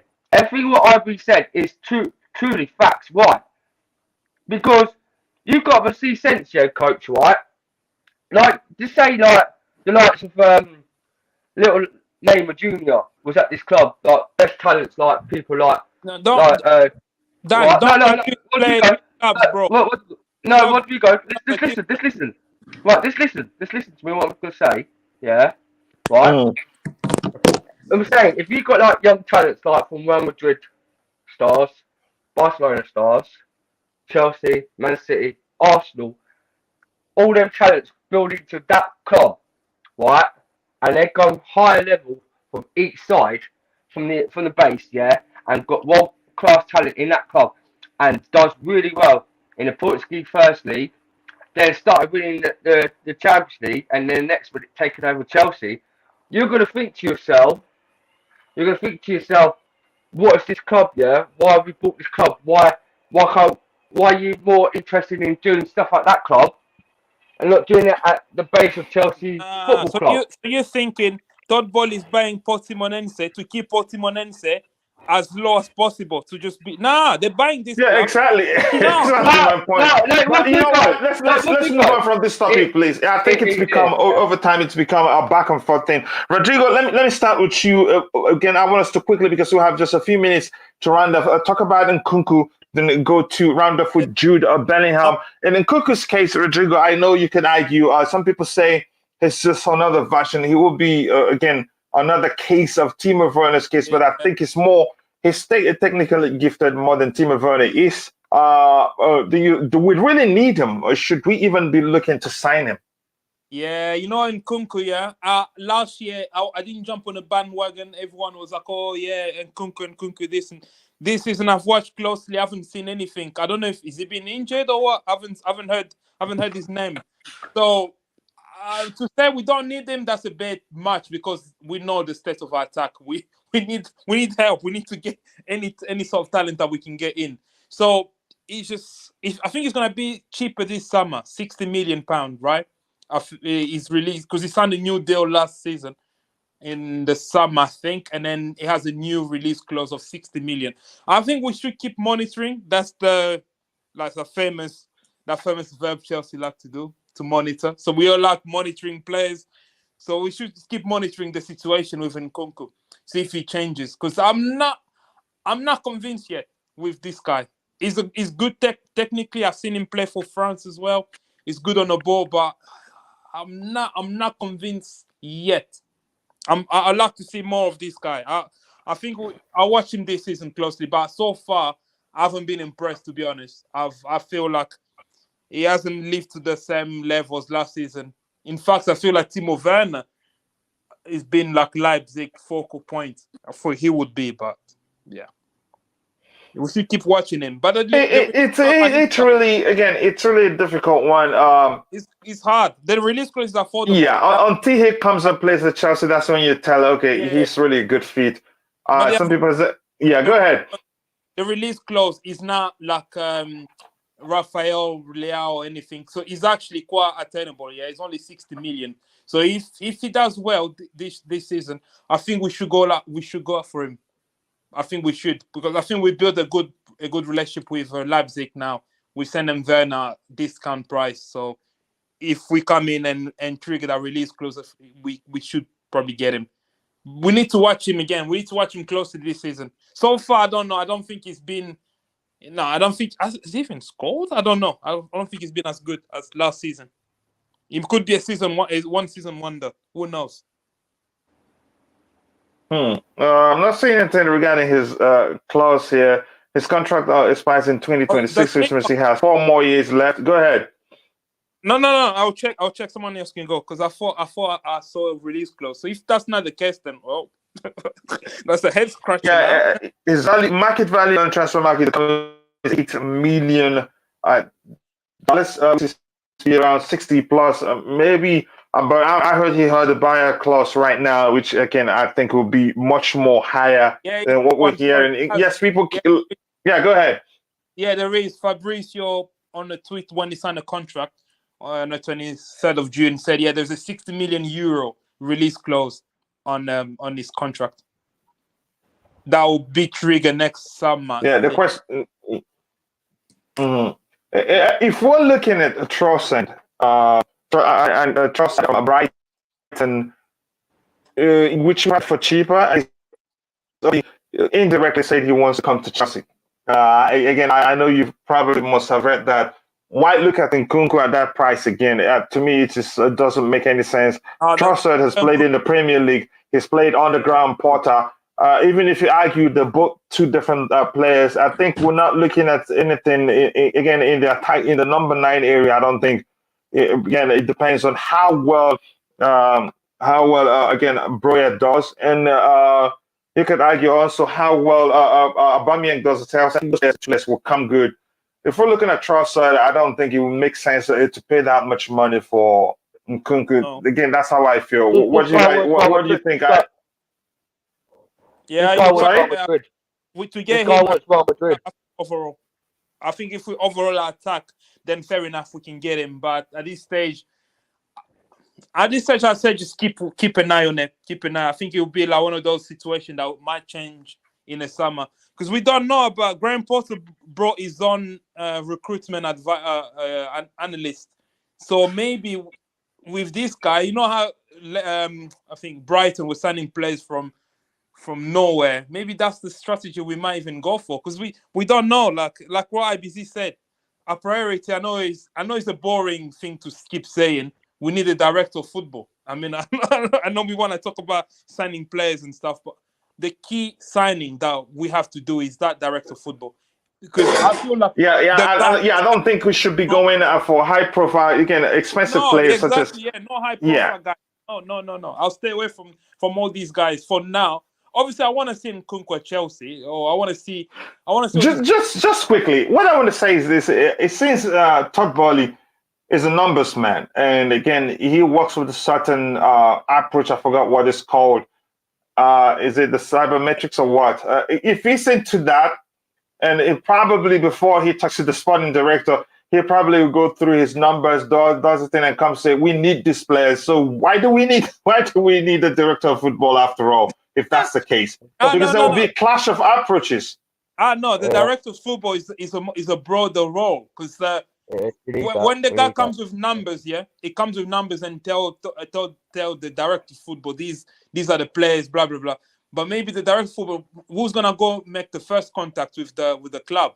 Who's gonna do all the things that Boehly was doing in the summer, traveling to Barcelona, having dinner with these people? There's a lot more things the director of football can do, like the soft power that can have in the role.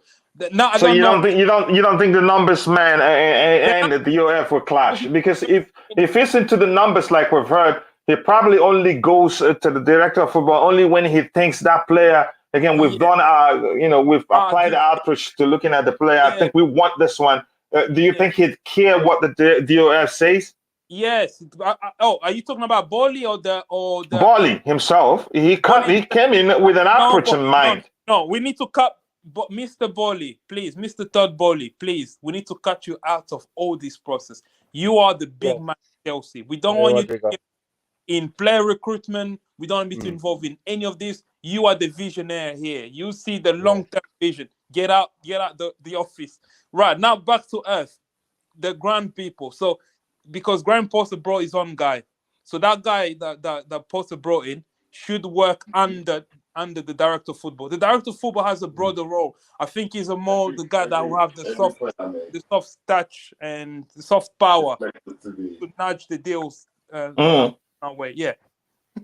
All right, I'll let you go. Coach.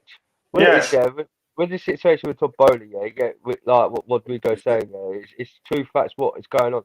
But the thing is with Todd Boehly, he needs to step back and get the director sports get like these players what they'll know to bring in. But with Nkunku, if we wanted to get Nkunku in, the thing is that this guy wants Real Madrid. He wants Real Madrid football. He's always said to his club, if I leave to this club, I've always wanted Real Madrid football. So it's a palatable. Like if we could have got this guy at Chelsea, it wouldn't be no chance. Like it would be a situation with Todd Boehly where we realised with Rafinha where he didn't push hard enough to get Rafinha at the Chelsea Football Club where he went to Barcelona. So if this guy Nkunku wants to if we want to definitely sign him for Chelsea Football Club, how's he going to praise?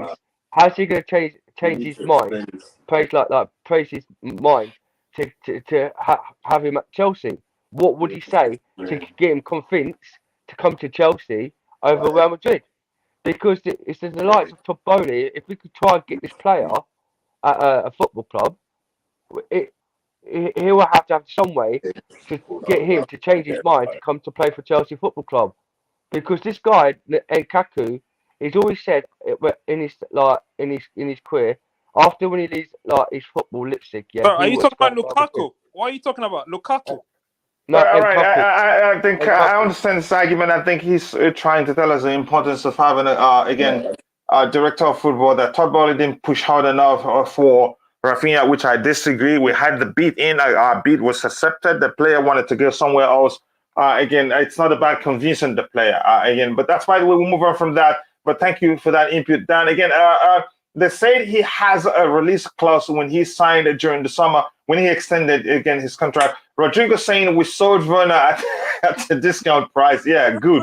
Sold very cheap. Chelsea made a mistake by letting Werner. Werner was willing to run himself into the ground for us and try to improve whenever he doesn't play. Instead, we keep crying babies. Again, he was the one that wanted to leave. Plus, Werner will never. You would never see a consistent performance, a stretch of time where you could say Werner performed in the Premier League. It may be the Champions League, but in the Premier League, we always half of the time play against teams that defend deep, and Werner operates with space, and you don't see that all the time in the Premier League. So I was happy he left. As much as I wanted us to still keep him because he can create chances. He can also score goals on his day, but I don't think we'd see a consistent performance from him in the Premier League. So he's better off leaving, not to be selfish. Again, go elsewhere where he'll be able to do that. I've been waiting at this bus stop for ages, but hasn't come past. Yeah, Rodrigo, I know you get that. Again, somebody waiting for you to pick him up. If you haven't, liked the video, guys, we have 48 likes. Let's get it to at least 50 plus by the time the show ends. We have a few minutes to round off. Again, we'll still talk about Nkunku. IBZ will still talk about Nkunku, Roger. And then we'll go to round off with Jude Bellingham, the possibility of the club signing the player. Nkunku has scored 4 in 7 in Bundesliga. Werner is 1 in 6, but scored a hat trick in the German Cup. Maybe he needs to readapt. I don't know, but we'll see. Now we're trying to get Nkunku, who are not used to if he adapts that's a good question. We're not sure how he's going to adapt to the Premier League, but the more important thing that he is more technically gifted than Werner is. Honestly, I don't believe Nkunku will solve our problems. The question is, do we really need him? I can't really answer that question right now. Asks official. I guess is Pulisic still he's still at Chelsea Football Club. It probably will be here. If anything will happen, it will be in January, but it depends on how much game he gets to play and how well he does on the ground. But when he gets his chance, everything could change. Werner had to go free. Listen to Pretty listen to Pretty we swing Maxwell and let me see what else do we have here again? Thank you for the new follower on Twitter. I appreciate that. If you can also follow us, subscribe to the channel on YouTube, that will go a long way. Pulisic, like I've responded to, he's still at Chelsea Football Club, and there's a chance his situation changes and he decides to stay, and there's a chance he also leaves the club. But we're not sure what's going to happen until January, and let's see what happens on the ground. Potter, IBZ, are you free to speak now? Yeah. Sorry. So if you answer after answering the question whether you think we need Nkunku at the price, I think what we're seeing on transfer market that the US is $88 million, which means around 62. I'm not sure, but it will be a lot less in pounds. But I think he has a buyer clause, new buyer clause on his contract after he extended his. Do we need them? If you want to tackle that, if not, I find out what you ask you. Do you think a DOF will find it difficult working with Todd Bowley, given that Todd Boehly, you could argue, has a preconceived approach to how he scouts players. It's called the cybermetrics or something. He works with the numbers. Don't you think we'll find ourselves in a situation where he'd already have in mind that he wants to sign a certain player and goes to the DOF with that? Don't you think there will be clash of approaches, which may lead to problems of the DOF working with him? No. Oh my God, I hate doing that. No, I mean that's why he's a DOF, because obviously he's there to trust his expertise. He'll be there, his expertise will be trusted, and they'll come to some conclusions on this. It's not all about so Boehly's not, oh yeah, it's my way or the highway. This is why you hire the best people in place to give you advice and be objective to it. And if he's gonna override every single decision or every single thing the director of football makes, then he might as well not hire one. You know what I mean? He might as well be that guy. So I wouldn't like to imagine that that's going to be the case. I would like to imagine that he would like to have the ear of his advisors when they, and he will have his advisors coming in. You'd like to think they have his ears, bro. So no, I wouldn't like to think there'll be a clash of play. This is why you hire the best in class. You get them because they know stuff you don't.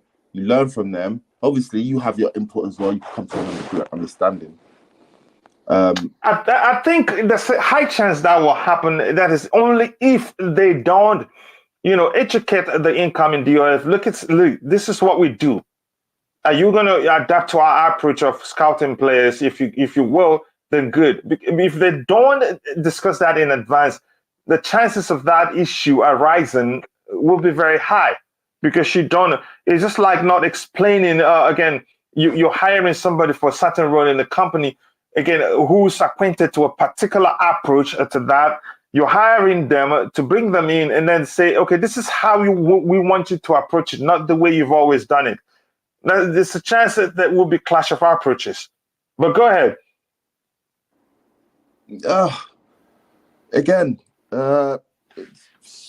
sorry, Todd, but you could have people that clash. What I would like this man to do, is, again, if that's the case, he's not going to go into team talks and conduct the team talk and tell Graham Potter to sit down. Why? Because you trust him. You entrust him with how handling the players. You entrust him with handling the business. And that will need to resonate in the director of football, sporting director. Yeah, you'll have an ear of what transfers, but your influence is just to sign that check. Your influence is not to identify talent. It's not to obviously, lure players here, but you are not the sole guy to lure the players. It'll be the people in place to lure them. The manager speaking with the player on the phone, sporting director identifying, not you. So he would just need to trust the people he brings in place to help him steady the ship. And I believe he will do that. Yes, there's going to be clash of, but what's Todd Boehly's blueprint of to what he wants? What does he want? What is the way? He needs to build off something, and he can't build off what Tuchel's done because obviously he sacked the man. So you have to have ears to help you build a foundation, so you can build something. And I wouldn't want him to, bring in a DOF and now he's dictating what the DOF does. Then you might as well sack the DOF and you do the DOF work, which obviously you can't do. So yeah, he's gonna have to have the ears to them. Yeah, and I'm really concerned because it emerged after the sacking of Thomas Tuchel that he was looking at players that Thomas Tuchel didn't really want. There's no way to confirm if that's the truth again, but I'm not going to go into that. I get your argument. Roger, and welcome back again. You had to take a few minutes again to tackle some personal stuff.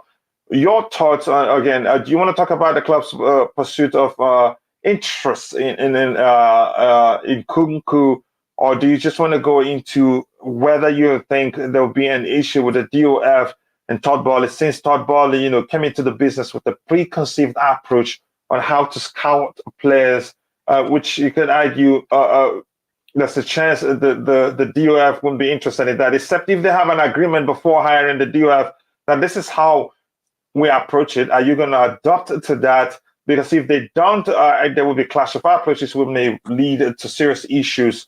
If you want to talk about that, whatever you choose to, you go ahead, Roger. Sure. I do apologize for stepping away. No problem. No problem. It's no obligation, brother. Sure. It was just longer than I anticipated. That's all.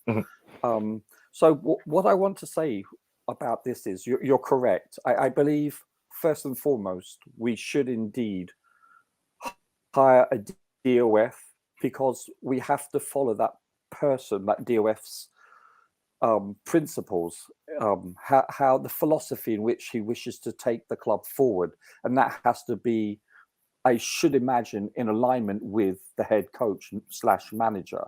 I think everyone has to be on the same page, unless that DOF has already stated prior to being hiring that yes, I believe this is the right direction to go.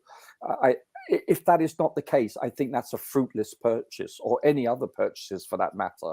I think our primary objective would be to keep the groove. No, it would be to get a DOF. As simple as that. That's my opinion. Unless there's always exceptions to the rule, but I think that's where we should go. I apologize, I've missed a lot, but did you guys discuss Bellingham at all? We haven't. We'll get to him in a bit. So you don't think there will be an issue between a DOF and what I call talk about is the preconceived approach to scouting and buying players? Could be. Could very well be. I think. No disrespect to Bowley, but he's not an SME, a subject matter expert in football / soccer, and more specifically European / EPL. So it would behoove him to. I know he's made purchases, and we were our cupboard was bare, so to speak, after contracts that expired, especially in defense. So I understand the purchases we made were out of necessity. Having said that, his primary objective is to hire a DOF first and foremost. It would be reckless of him not to, in my opinion. You know,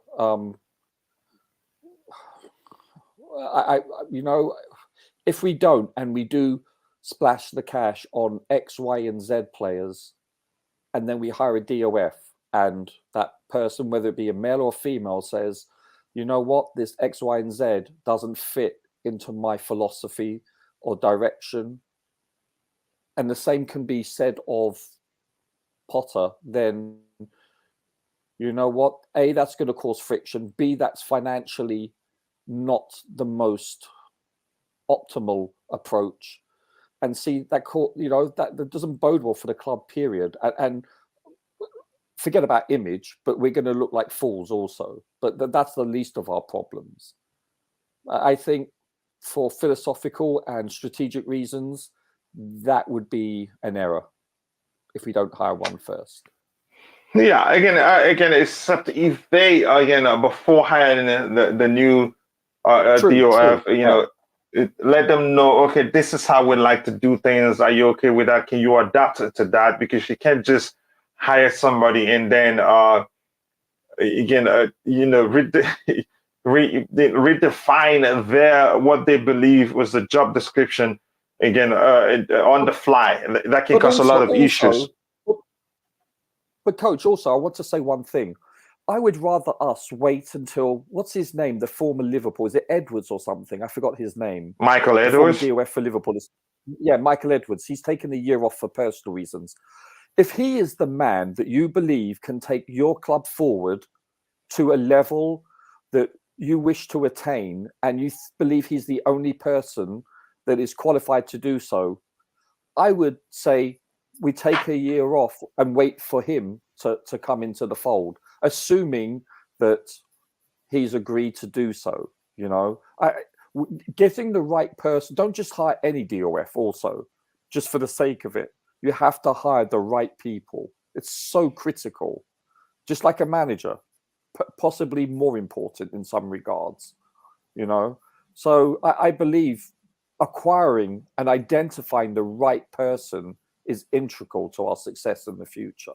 Yeah, it is. Again, they have to do that. They have to pay attention to the person's preferred approach. I think Michael Edwards at Liverpool, I think they used the same cybermetrics thing, or I forgot what it is. Is this cybermetrics or cybermetrics? I'm not sure how it's spelled and how to pronounce it correctly, but you can the same numbers approach maybe just to be safe. I think he's well acquainted to that. Maybe 3 on worse. So I hope they're paying attention to that, because I don't want a situation where we start hearing that the manager never wanted that player anyway. The deal, that's you could say clash of approaches, like I called it before. That can be a huge problem. Again, jump on into them and said I would prefer we spend that on Hazard in January and allow the younger players we have to grow under them. Stalling all about Hazard is the way to go. That goes again is abundance, and it goes to abundance with this lineup. Yeah, I get your argument, but here's the thing: there's a chance the club values Hazard to stay at Madrid. Again, probably because the more he wins, the more money we get. I'm not sure if there's an expiration date to that, to how long we can get money from his based on his performance at Madrid or the trophies he wins. I'm not sure. Hazard hardly deserves a game time again in Real Madrid, at Real Madrid and Belgium, but maybe he could be good for our dressing room. He is a club legend after all. You could put him in that category. I think it's easy to call him a club legend given the fact, again, he's the type of player he was for us and what he was able to do, and him single-handedly carrying the team on most occasions. But that's, by the way, let's go to this. Let me start with you, since I'm with you. Let's talk about again this. You could say column kid, this kid right here, Jude Bellingham. Again, it's not just Chelsea Football Club that wants him. We have to say that. Here it says Liverpool, Manchester City, Manchester United, and Real Madrid are interested in Jude Bellingham. Chelsea are thinking of a new midfielder next year and are strong financially. The player has agreement with no club yet, and no club has spoken to Dortmund about him yet. But the likelihood of him leaving is very high. Dortmund are known to sell, you could say their most prized assets. It's something that's very common with them. Start with, Dembele, Erling Haaland, now Jude Bellingham. And ironically, again, I did a video when I was still doing the Scouting for Chelsea series with me from the other side of the coin. And we agreed then that the next big thing of Madrid will most likely be Jude Bellingham, and the Chelsea should sign him then. That was a year ago or so, a year and about 6 months ago. Now Chelsea should sign him then. If they leave it that this year he's going to be their most prized asset, and that's the case now. And getting him is not going to be for cheap, and it's not going to be easy. Looking at these clubs that are rumored to be interested in the player's signature, do you think Chelsea has a chance in securing his signature? Yes. Roger, that's for you. Yeah, I'm not sure. Can you hear me? Yeah. Yeah, so I don't know what his affiliation is with any club in England. He may be a Liverpool fan. I have no idea. I believe we can sell him by saying, listen, we have a project going forward. We have an up-and-coming coach. We have an organization. We're committed to building a team around you, etc. There you go. The answer to your question on the screen, but go ahead. Yeah. I believe. Okay. Yeah. Okay. So he's a Liverpool fan. So that could make a difference. I mean, if I was in his shoes and I was a Chelsea fan, I probably want to come to Chelsea. But and listen, they have a world-class coach. But I watched him. I watched the under-21s and I watched the England international versus Germany. Both of those games were against Germany, and the commentator. Did you watch the game, Coach? So if you notice, when he turned on the ball for the first goal, the commentator said in the replay, instead of passing backwards or sideways, he continued to work the ball up the field and pass it forward. And that first goal wouldn't have transpired without Bellingham being proactive instead of being negative and passing back. And guess who came to my mind when he said that? A certain J5. J5 would have never done that. He would have made the easy pass back when he received the ball.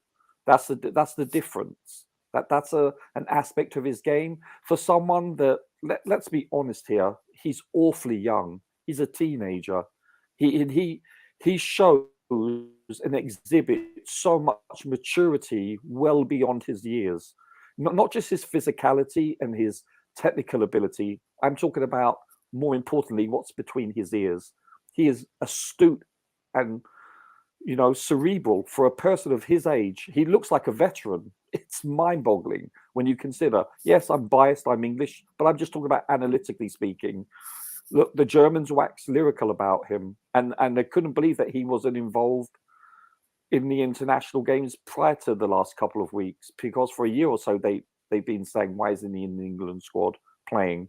So he's a generational player, and I would love for him to come to Chelsea. But if he's a Liverpool fan, knowing what they have, then we stand a very small chance. The one other thing I want to quickly say is Gallagher looked good for the under-21s. He looked, not because he scored, just the way he played. He was impressive too, by the way. And I thought Mount did well for the little time he was on the pitch. A beautiful goal, corker of a goal. So let's hope that rubs off on the EPL for us. But yeah, I would love to see him wearing our badge, Bellingham. I would love that. He should be our target. I'd love to see that too, but I think the chances are slim for us, given the clubs that are interested. Again, I will speak why I think the chances are very slim when everybody else on the panel, gets in their thoughts. Dan, your thoughts before I go to IBC. The chances of Chelsea Football Club signing Jude Bellingham. All right, IBC, are you there, brother? Yeah. Okay, what are the chances of Chelsea signing Jude Bellingham? Can we sign him if we cannot? Tell me why. Unless we get a director of football, we're not getting any big name targets like that, because these big name targets require extensive negotiations, making sure the agents are happy, all people involved are happy. Even if we have one, assuming we have a director of football, do you think it's still possible? If we have a director of football, coach, anything is possible because we have money to back it up. We have good money to back up good negotiations. If you've got money and no negotiation, then what are we talking about here? They might even swindle you out of your own money. So you have to have. I don't believe anything could be possibly done with Jude. I don't know why Todd Bowley was going to explore the possibility of getting Jude Bellingham when we haven't got the people to market that deal properly for us. Obviously, in terms of negotiations, Liverpool are front runners to me. Liverpool, Real Madrid, all of they're miles ahead of us when it comes to Jude. Whilst Jude will be brilliant for us, I'm no doubt about that. But we haven't. I don't think we've got the pull to get players like Jude Bellingham. We haven't got that pull, and until we have a director of football in place to make sure that pull is definitive, then we're just chasing apples and oranges. But for the sake of the argument, Jude Bellingham for Chelsea will be brilliant. He will tick our boxes. He can play so many roles within the midfield. He'll be good. He'll be good for us. He'll be good to us for the long term. He'll be good for us for the long term. I'm talking the next 12 to 15 years, mate. Yeah. That guy will be. But again, how about consider this fact? The chances of us actually making it out of the Champions League group stage this season. Mathematically possible, but we have one point from 2 games in the Champions League. Exactly. Yeah? What's the possibility of us getting out of the Champions League that it was where before the draw was even made? What's the possibility of us actually making top 4? There's so many factors we have to come into place. But, it's always good to be. But with those things, even with the director of football, I don't think he comes to us. Plus the fact that he's a Liverpool fan. I believe with a director of football, there's direction, there's pull, there's negotiation. You sit down, speak to him, like what do you want? The vision the director of football has for the club, he can resonate to the player. The player can sit down there. And I don't believe we have all of those things in place. I believe there's so many teams in front of us that have that in place. But a direct football can make it easier than it is right now for us. And depending on how good he is, depends on how he can sell it, it can obviously work well. But when you have an institution like Liverpool Football Club with history, with good people in place in terms of the gaffer to the director of football, there's more, not saying there's no stability with us, but when they've got their together. Real Madrid have their together. Everyone's got their together. We are the only ones who haven't got their together. So as a player, you want to see that, and I believe even Manchester United, I believe they're probably ahead of us in that running as well. So it's interesting to see. I'll be very, very surprised. I'll be like, how the hell do we get a generational midfielder coming to us? How do we pull it off? But if we do pull it off, well, wow. But I don't see that happening, coaching. Honestly, I see that. It would take a whole lot of convincing and paying him even more money than he can ever earn from all the other clubs. We'll have to sell London, which is hard not to sell London. But you'll have to sell London. That let them know that your London is your city. Like, forget Birmingham. Forget where you're from. Forget Birmingham, London. You're gonna have to sell London. You're gonna sell Chelsea to him, which obviously he won't be hard. But I mean, can you do that? Like, he's a northern. He's more of a northern guy than he's a Londoner. You know what I mean? He's a Midlands guy. So he'll probably be looking at the Manchester United, the Liverpool, the cities. You know, he's probably looking at that part of the pond as opposed to down south with Arsenal, Chelsea, Tottenham. You know, I think more opportunities up north for him. And with that being said, but who's to say? Who knows? We'll wait and see. Yeah. Again, Roger, any further thoughts before we call it a day? No, I think IBZ nailed it. You know, we're down smoky, right? It's seriously, it's a small chance. It's possible. You know, he hasn't ruled us out, but it's slim. It has to take a lot of convincing, a lot of money. We're going to have to sell our philosophy, our project, and London. You're right. It has to encapsulate everything. A big encapsulation. But again, I don't think that can't be done without a good director of football. I don't think Todd Bowley can sell. No disrespect, but I mean, if I'm trying to move to, I don't think Todd Bowley can sell the pool of London, the pool of Chelsea. I know it looks like he's just in the game as well, so it will come across like, oh, come and join me on my journey with Chelsea, and I would love to have you on board, as opposed to you're joining the, you know. I just wish it's as simple as that, but I know what you're saying. I know what you're saying. I wish it was as simple as that, but you know, like, oh, come here, you know, you'll love it here. We've got everything in place for you to succeed, as opposed to, oh yeah, I'm just joining as well. Come join me, help us build something, you know. I don't know, but you know, this is football. Things change. These guys are billionaires. I'm just a normie. These guys have good different pools of bringing it in. So interesting to see how that plays out, you know. And I've heard he's got a good team surrounding him. Exactly. He's got a bad boy team surrounding him. He is not like, you can't swindle Jude. He's protected by his mother. His father. His dad is there as well. He's got siblings. Very close to his father. This is not something we're just gonna, oh yeah, swindle. No way. You know, and I really respect when players have good backing behind them, like, i.e. like their parents. You know what I mean? Because they wouldn't have the best interest for them. And I believe that's the best, actually. Having your brother or your mom or your dad as your agent. I don't believe anyone else will have your best interest as opposed to them. And having them is good. It has advantages and disadvantages, but yeah, I agree. Oh, yeah. It does. But I like to look more to the positives on it. In this case, because of the decisions they've made collectively to go to Germany at such a young age, which isn't the norm for British players, English players, you can tell that he's got it's not very common. No, and the German coaching staff, they praise him, his attitude, his professionalism. He's a very mature young man for his age. I know I wasn't at that age. Yeah, again, odds even I get the argument, but in this case, it would take more than just a meal or convincing. Even if even Marina plus Todd Bowley, it would take more than their influence to convince him to come to Chelsea. Given a lot of the factors we've talked about, Champions League football, we're not sure we're going to make it out of the group.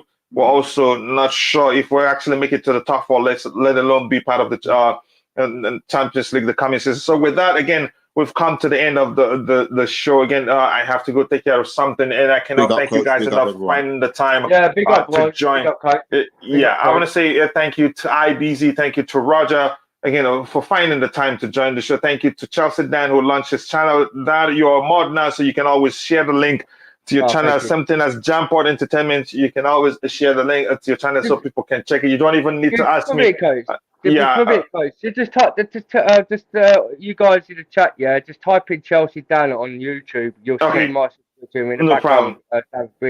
No problem. I'll do that, and you get a chance to share the next show. Again, thank you, Roger, for also coming back. Again, I cannot thank you guys enough. It's been a brilliant discussion, one for everyone to learn from. Again, thank you to Just Viola, the Queen of Hearts. Thank you for finding the time to join to help keep it civil here. Thank you to Jampot Entertainment. Again, I followed you, follow the channel long enough, so it's only befitting that I make you a mod here. And also, you can get the chance to share the link to your channel because I support and I love what you do. Thank you to Liam Lane, who was one of the first. Thank you to Declan, also didn't have the time to join the panel, but again, nice to see you, bro. I appreciate you. Again, also thank you to Liam Lane, who was one of the first people, again, to join the show. Well, yeah, he was the first to join the show today. Thank you for finding the time, to be part of the show. I cannot thank you enough. With that, we've come to the end of today's show. Again, I appreciate you all finding the time to join. I cannot thank you enough. I hope to see you guys tomorrow for another Blue Morning Show. We're back and we'll continue for a while, except if the need comes up for me to take a break, I will do that so that I can be fresh and ready to host the show. Thank you, back, Coach. Thank you. I appreciate that. And thank you again to Roger, you too, for messaging me privately to make sure that I'm okay. That means a lot to me. Thank you. God bless us all. You're welcome. You're welcome, bro. Bye. Bye.